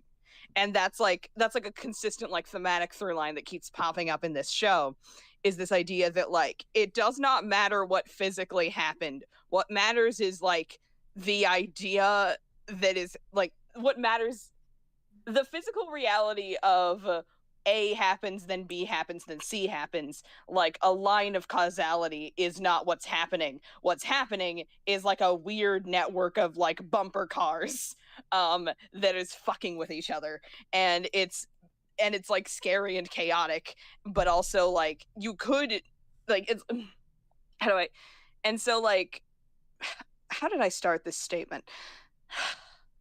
I have no I- idea. I honestly lost track of like what you were trying to say. Same here. I'm like I'm so on sorry. I'm like on board with what you're saying, but I don't know how you got to this point. We have 40 minutes Sorry. left. So, James, I we would should like write like a stream of consciousness. I would novel, like to think. point out that I don't think we ever explicitly talked about it, but we are still doing the sin-themed month thing, right? Oh yeah. Yeah, see, I did actually think of an answer to address that came up. I think my mistake was thinking that like the wrath would be about like little slug having some kind of wrath on the people he hits, but actually it's about the wrath we all have inside ourselves for society. Mm-hmm. I don't know. I would consider this to be more sloth than anything. I think this is about the wrath that Hello Kitty inflicts on humanity as a plague. Well, what I was going to say Exactly. is that we need to pick one for next month so that we have a little bit of time to be thinking about what our picks are going to be. Okay, wait. Oh. Hear me out. We go with Greed Month, and I try to convince you that since we started a little, hold on, hear me out. I'll Since hear we you out. started a little late, we all, we got one less week technically. To maybe we should go with something smaller. So I know this 4-episode OVA, and maybe we can throw on a movie too that No, might involve Uma Musume. I was also going to say that we should do Greed Month. I was going to go the opposite route, actually, and say that for Greed Month, we should maybe do a 24-episode series. Oh my goodness, that's so Ooh. much. Getting greedy Getting with the greedy. number of episodes. Getting really greedy with the episode count. Which makes me say we should probably put Greed Month aside for a second, since we only have 3 weeks this month. Yeah. I'm still going to try and pitch it's a total a runtime about like 9 episodes or so. I'm just gonna keep pitching it until you say yes. I like spinning It's- Uma Musume into Green Month as being this fucking shitty mobile game that you dump money into, and that's where the green comes from. Let's do Sloth Month. Sloth, But okay. then it's harder for me to pitch 4 Uma Musume episodes in a movie. Worry Well, yeah, not. because you want to watch It's fewer so things. Also, That's true. That's no. true. Okay, you know what? That No. works. It works. no. Anyway, there's one more character that I think we're going to have time to talk about, and the next one on the list is Yuichi Taira. Yuichi! Oh my God, Yuichi yes, Taira. Yes. Okay, I need to ask this, everyone. First of all, did anyone get light? Did anybody Like what? this You is broke just up. light. I wanted to ask, did anyone else get light vibes? Like this guy is what light Light would be as a Yagami? middle Oh. schooler. Yeah, light Yagami. I didn't get that while I was watching it, but I see it for sure. I understand Um, what you mean, but also yeah. mean to him. Mhm. Well, I I respect light a lot more than Yuichi. Yuichi is kind of yeah, Yuichi's light, just light a at mean least has a sense spirited. of justice. Be nice to him. we mentioned it before. I find it so funny hearing Johnny Youngbosh clearly coming out of this kid, and then you have Shogo who's like, Yuichi, we shouldn't fight. That's a bad idea. Okay, it's like, okay, so I've been thinking about this all month. I've been thinking about this all fucking month. I realized through Yuichi's episode, you remember how last year, on my first anime club, I said that the thing that makes me instantly hate a character is if they destroy something that belongs to someone else? Mhm. Yeah. I suddenly realized through this episode, the thing that immediately flips my hypercritical switch in my brain, like I will stop vibing and I will start saying, you better do this correctly. You need to convince me that you can do this correctly, which is not a thing that I say to any piece of art. I will always go to art being like, wow, what do you have for me? Cool. But like if a show attempts to do like a serious like portrayal / examination of bullying, immediately all of my hypercritical switches flip and I go, there are correct and incorrect ways to do this and you better fucking be correct. You better come correct to me. You know? You better come correct. And so, Well, so what's like your I verdict? was delighted by this episode because Satoshi Kon succeeded. mhm. He succeeded in my litmus test for how do you do a story about bullying both correctly and in an interesting manner. Because like the thing about it is that like it's about status in a lot of ways. Like Yuichi, the thing about Yuichi is that he's not saying that he should not be bullied by his classmates because it is wrong to bully people and it's cruel and bad. He's saying it because it's like, but I personally don't deserve to be bullied. Like, the idea is that like there is a type of person who deserves to be bullied, points at Palm Tree Boy, but I am not that person. And I think that makes him a very interesting character. I agree Yeah. completely. I think that Yuichi was very well done as a character. I have met this boy. I have been this boy. In many ways, I am have- still this boy. But seeing him and his relationship with Shogo develop a little bit over the course of this episode, and how something completely outside of his control both slandered his reputation and sort of revealed what kind of person he actually is. That Yeah, was that's really, actually Kino. really interesting to me. I like the thought that Yuichi didn't become a bad person because people thought he was a little slugger. He has always been a bad person. Yeah. Mhm. But I people was didn't actually realize surprised it. to learn that it was actually Little Slugger that hit Shogo rather than Yuichi. But it Just was like- Makoto That's what I thought was specifically. going to happen. Yeah, it was Makoto. Yeah. Yeah, Makoto. Yeah. But like, I'm surprised that it was that instead of Yuichi just blanking out for a second and just hitting just hitting him smacking on the head. Mm-hmm. I was also surprised by that reveal. I was like, oh, that was a real thing that happened, like, that was not related to Yuichi. Mm-hmm. I But don't know do- how I feel about it. I kind of like both things, but I like them for very different reasons. I Remind do me like the why Makoto hit juxtaposition. Shogo Oh. again. I think it is Just because he was exclusively deluded because that Goma was possessing. So it was the- just he could see the vibes Shogo. coming off of this interaction, and Shogo was the one carrying like a palm tree, so he visually looked a lot like the enemies in the game that he was basing his entire delusion upon. just And so random. because of that, he was like, ah, yes, this one. Okay. Goma is Goma. here. I must fight him. Or with, Yuichi. Ain't that a Zelda boss? What? Goma? Yeah. Yeah, it is. Is I it? think. I think in Ocarina of Time. Ain't that the spider from Legend of Zelda? Listen later. It is. It's a crab. I do like the juxtaposition of Yuichi and Little Slugger as, as Little Slugger, like he beats Shogo over the head, and then he turns around and gives that smile and that Mhm. hat tip that Yuichi is, he gives, because my they're God. both like false identities. Like neither one of those people actually exist. I think that's why I would prefer if it was Yuichi that hit Shogo rather than Makoto. Yeah. Just because like the way Little Slugger, quote unquote, acts in that moment feels very much like the actual delusion rather than Makoto. But if yeah. Yuichi had been the one to hit Shogo, I don't know. I was gonna say that he wouldn't have felt cornered anymore, and Lil Slugger wouldn't have attacked him. But I guess that's not true. Yeah. I mean, because he gets cornered for a different reason. Like, it ends up Mhm. looking extremely suspicious. That, like, Well, remember, you he were just also there wants when... to.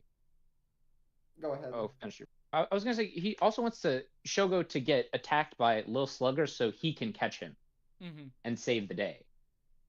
So I think because he got attacked and he couldn't catch him, that just drove him further into the corner until he actually saw Little Slugger. Mm-hmm. Random piece of information that's been rattling around in my head is like, you said something Johnny Young Bosch performing, and then this other guy who is like all quiet and meek, and I'm like, oh yeah, Johnny Young Bosch. And then I was like, why have I been thinking about him all month? And I realized it's because he voices the fucking character in Date Everything. Mm-hmm. Damn. But anyway. Yeah, this was a really good episode. I really liked Yeah. Yuichi. Well, he's a piece of shit, but I Mhm. liked I liked watching You him. like I thought he was him being a piece of shit and yeah. sort of getting what he deserves. It's less about him getting his comeuppance in the end, I think, and more about like there's something about the crescendo of the episode that really feels like interesting and crunchy in this way, because like I said, like the whole like portrayal of bullying thing, I was immediately like going hypercritical mode, which I never do. And so like Yeah. it's like there was this like, it's such an interest. I've never seen bullying portrayed this way ever before, question mark. Maybe it's just that I watch bad shows, but like the very overarching idea about bullying in media tends to be that like, oh, they only do it because they want attention or something like that. No, these kids are bullying Yuichi because they're like, I know what I should do in this situation. I should be mean to someone so that I can it's like the idea is that like people who are bad do not deserve to be treated well. And I've decided that this guy is the bad person, and therefore he is okay to like bully and be cruel to. Based. And he's Yeah. over here like, no, that's ridiculous. That's not. It's like that's ridiculous. Like it's gosh, hold on. Okay, that's ridiculous. I shouldn't be bullied because I am not because I'm not bad. The person who should be bullied is this kid who I have a personal beef with, and it's like, but I can't be mean to him because he has too much social clout, and like that's a thing that like is like like it's like he's nice to other people and other people like him, which is stupid because he doesn't deserve people being nice to him because it's like he's fat. taking the attention away from me, and it's like it's this interesting like social like situation where like, oh, I finally and also the way the adults react to the situation is very much in line with like what happens usually, I would say, where they're just like, I can't believe you children would bully someone, stop that, and that's it. And I'm just like, shut the fuck up. Or like how his Proceed to do mom nothing. seems to like be completely disconnected from the idea that maybe he doesn't want to go to school because people have been fucking bullying him.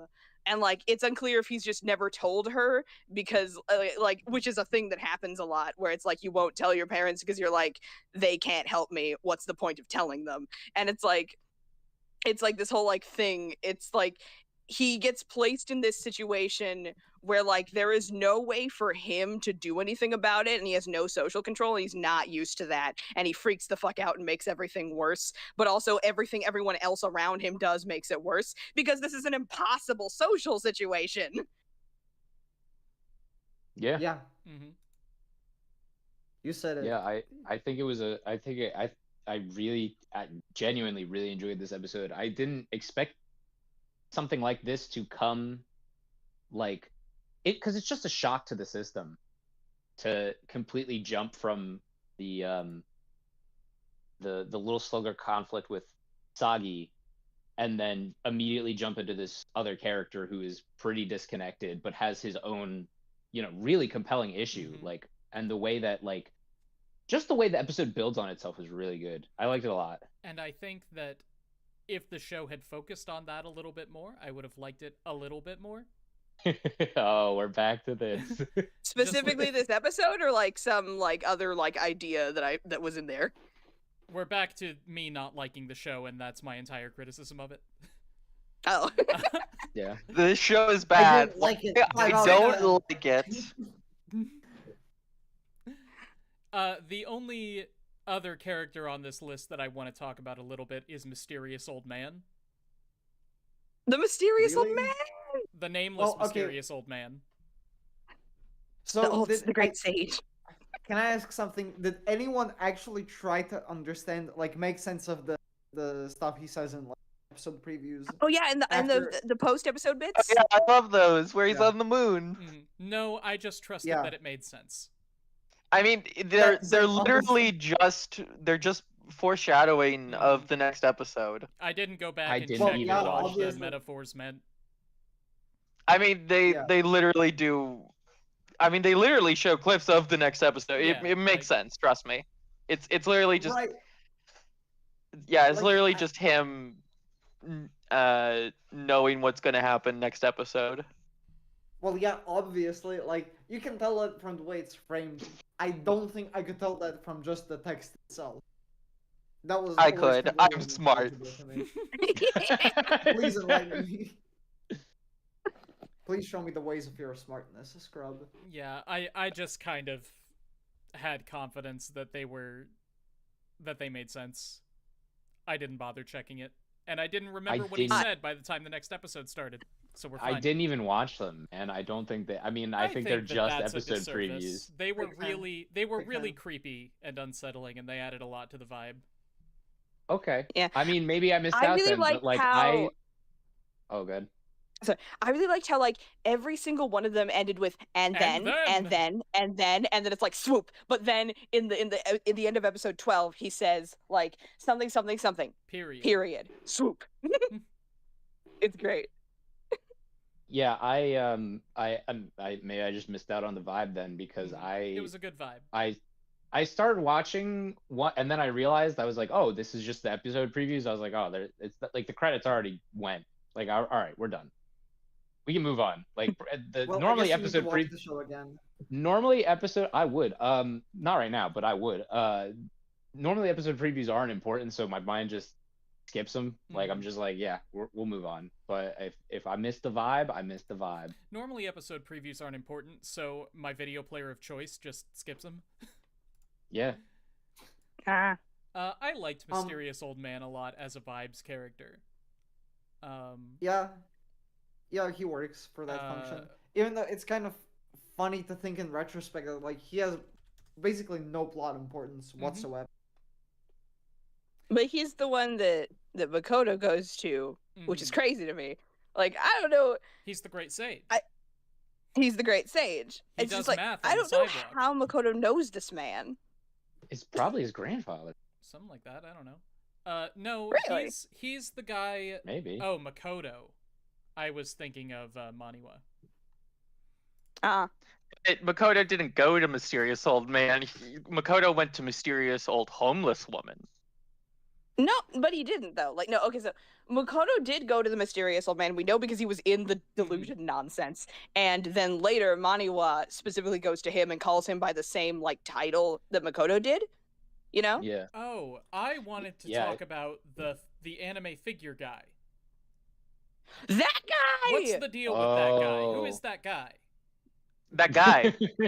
Just He's just a Romy fan. It's clear that like in Maniwa's delusion of where he learns this, it's clear that like the Moromi fanboy is just like literally like online stalking Tsukiku, and that's how he found this information. Oh, that makes sense. But how? Like he's cyber stalking Tsukiko just because she like was the one who made Moromi, and he's like interested in this. Okay. And fair then. enough. Okay. How did he? Okay, I know didn't how realize to that. get to Thank this you. That clears guy? up so much. Like I know he followed the rabbit to get to him, but like in reality, how did he know how to get to this guy? Well, you see, the Moromi he gang, followed the maybe? rabbit. Okay, so all right, I got something that's gonna answer any questions you might have about this show. Sure. It's What is it? vibes. It was pure vibes. No, wait. So I'm a bit lost now. Are you still talking about how he actually was connected? No, we're talking about the anime figurine No, I'm talking about guy. two different men. We're talking about Yes, the and anime figurine guy and how Maniwa found him.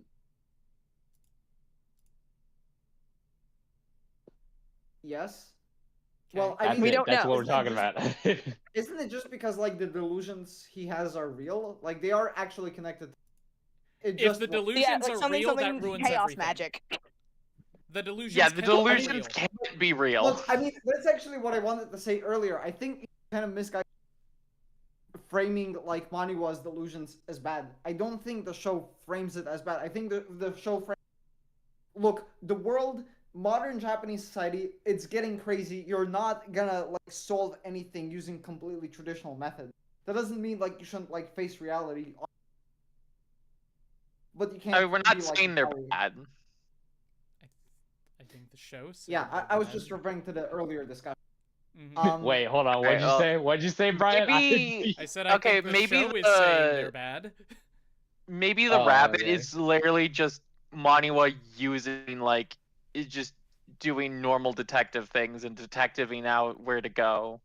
I don't know. I'm trying my best here. I I think think- maybe.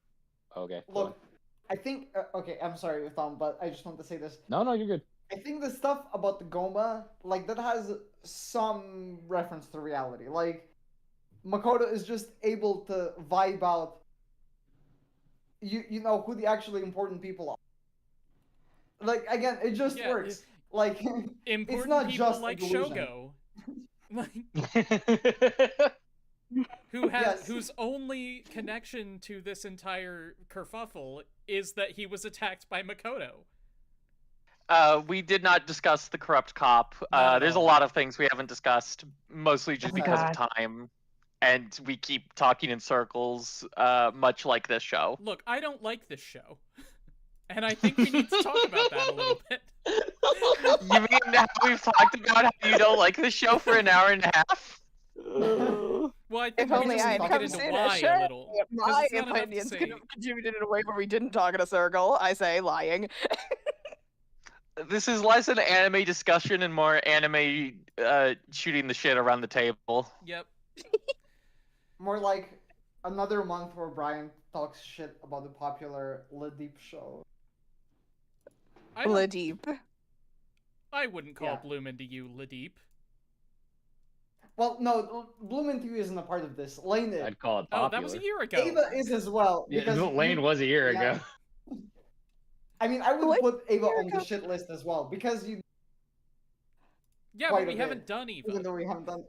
Yeah, exactly. But it's still on Remember your shit when we list talked about for the how same much we reasons. hated Angel Beats? Wait. That was Was good Lane times. literally a remember. year ago? Probably Was not Lane the quite. show that you guys watched for July? I think so, yeah. Yes, Lane was for July. I remember. specifically. Mm. Well, we'll just do this every July then. Eva. Then we'll for do next this every July. Hey, yeah, July is- pencil it in. July is the Ladeep show month. Mhm. We have about Yes. 15 minutes left. Do we want Let's go to ahead and- talk about what we want to discuss next? Yeah, let's go ahead and I do think- closing thoughts on Paranoia Agent. Go ahead and give Oh. your rating and anything else you want to say, Tenek. Yeah, I don't know, like, I guess I didn't, I guess I expected this show to be good. I think it fulfilled those expectations. I think it's a classic for a well-deserved reason. It's just like, I find it very impressive how, considering that, like, this entire show started from cutting room floor stuff, that, like, it manages, like, to weave it into, like, a story, mostly, except for, like, 3 episodes that are just filler. Episode 10's not filler. Episode 10 is not filler. I still think episode 10 is 8 and 9. You're as incorrect then. well. We didn't It's have enough literally time to talk discussing about how this is becoming less of an individual problem and more of a societal like thing. As like the problem is expanding into something so much bigger. it. Okay, we're not gonna start this discussion now. Oh yeah, no, we can't be Another doing week. that. We It's don't have time. okay. Brian will totally allow for an extra hour to be tacked on to this discussion. I won't. Anyway, I think the show is good. It's like a good psychological thriller. I don't know what else to say about it. 8 out of 10. Sure. Hello, it's my turn. I don't really know how I felt about this show. I don't think I liked it. You know what? That's okay. And we still like you. Personally, I would give this like a 5 out of 10. It bored me to tears. And it didn't spark any like creative joy within me. When I know when I like a show, when I watch it and it makes me want to make something. And Paranoia Agent did not do that even a little bit. It made me want to destroy things that I had made. So I think about a 5 out of 10 from a personal enjoyment perspective. Just looking at the quality of the production and how well it achieved what it was trying to do, I think closer to a 7, probably. I've seen better ones of these, but I think it was totally fine. I understand why people like it. Jams. All right, let's see.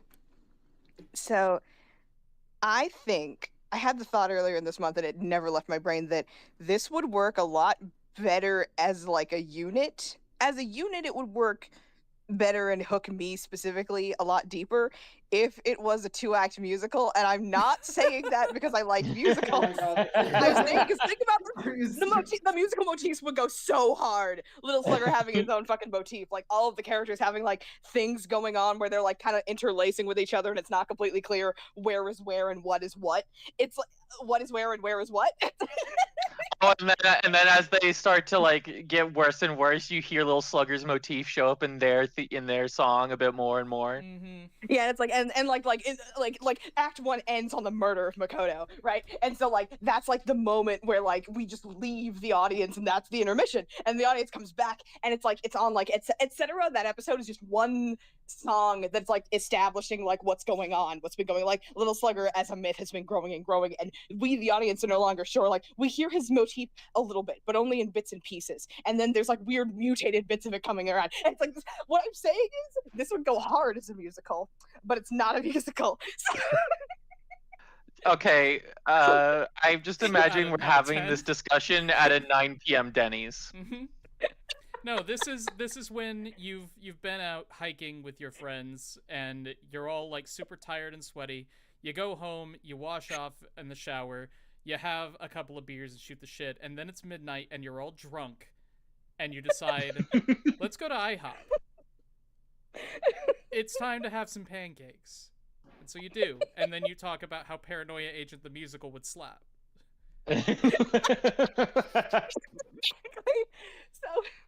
So I think like looking at that's like my angle on my verdict on the show. I can't really How good of a musical would it make? Yeah. how good of a musical would it make? And the answer is What's a up? very good musical if you were competent. And I guess I don't know how to put a number to that inkling. You have 10 I options. really don't know because like I've had a weird relationship with the show since I was 14 because I learned about it. What? You have 10 options. Have you watched it before? No, like it's like I didn't watch it. I deliberately did not watch it when I was 14 because I like thought to myself, this is not something for me. I had a similar feeling about The Binding of Isaac, but for very different reasons. Like that indie game. But anyway, it's like I guess there is something about specifically Little Slugger as an entity that draws me in particular, which doesn't say James, good we have things 10 about minutes. me, but We have 10 minutes, Number James. score. James, you should just make a video. we'll go essay with about 6.5 it. minutes. No, 7. Cool. Scrub. What? I'm 15 and this is 7? deep. 8 out of 10. Cool. Tom. I'm fucking crying. Oh. Say a number! I give it an 8 out of 10. Awesome. I give it an 8. It could be a 9, but I think it's probably an 8. I really enjoyed my time with this. For next This is month, one of those shows. Oh, go ahead. on the Explanation Point Anime Club, we're going to be continuing our ongoing theme of the 7 deadly sins of pride. The gay 7 I deadly thought we were doing sins. sloth.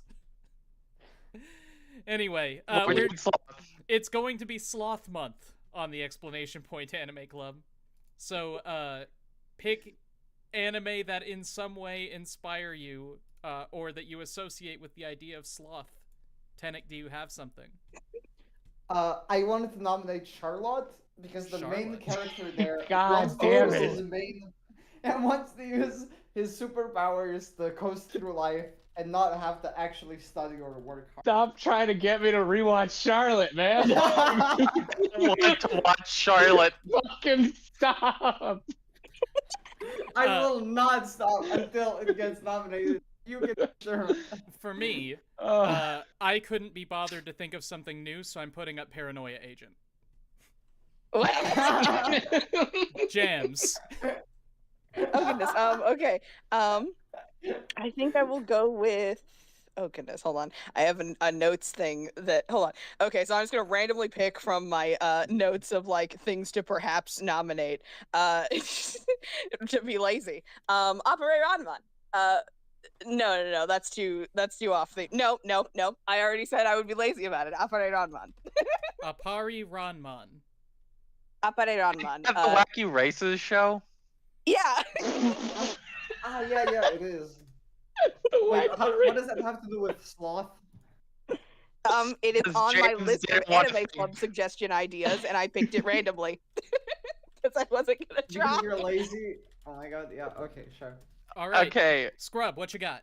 here's my final offer. Mhm. A full episode of You're putting too VA much effort into this already. movie that involves horse racing. I don't understand You're how trying too horse hard. racing is slothful. Yes, that sounds very Because exhausting. keep I will it. not- I'm not going to. It'll be 9 episodes total. It's less work for us. Oh my god, that makes sense. I can't object.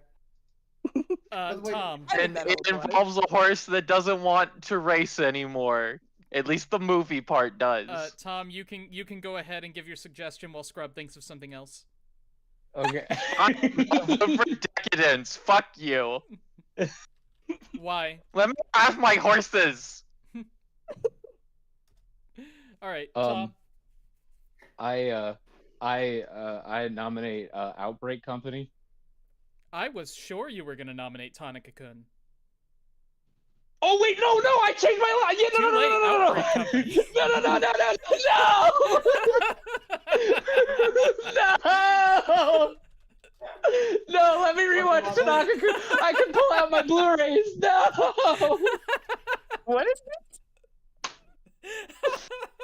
Oh. I don't know if I've ever heard of this, unless I'm forgetting something. Tanaka-kun is always listless. Tanaka-kun is always listless. Oh, it's one of my favorite comedies like ever. Oh, I fucking love that show. It is 12 episodes, right? It is 12 episodes, or it's 13. It's one, but it's short. Somewhere around there. Yeah. You know, as soon as Greed Month comes up, I'm voting for Cinderella Grey. I will have my horses, you fucker. That's not eligible. I will not let you do this. No, That's Greed why- Month that's is gonna why- be when we do 24 episodes. It will be eligible. Dude, I Okay, think yeah, that's uneligible shows should definitely be up for Greed Month. Come on. Yeah. Yeah, for Greed Month, you can nominate whatever the hell you want. I am going to take so much advantage of that. You have no fucking idea. All right, Detective Conan incoming. Yep. And when I don't watch it, that's not my fault.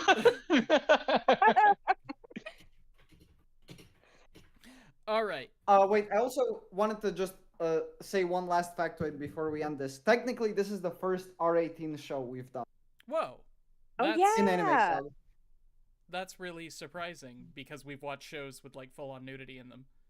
Panty and stocking. And we started on Yamada's first time. Well, yeah, but like that's different. Is it? You know what? It's about You the don't- you- tone and also actually- like the ideas around this stuff. You know what show I should have put down for Sloth Month? We should watch Kokoro Connect. Yeah, I think you're right I- there. Dude, I'll defend Kokoro Connect to my dying breath. That show is good. That show is ass. That show was pretty good. All right. Yeah. Thank you all for Well, coming, everybody. I will see you all Heartseed next again. month. I want to see Heartseed. If you would like to support these streams or maybe get in on this Discord call yourself, you can go to patreon.com/explanationpoint to find out how. Link in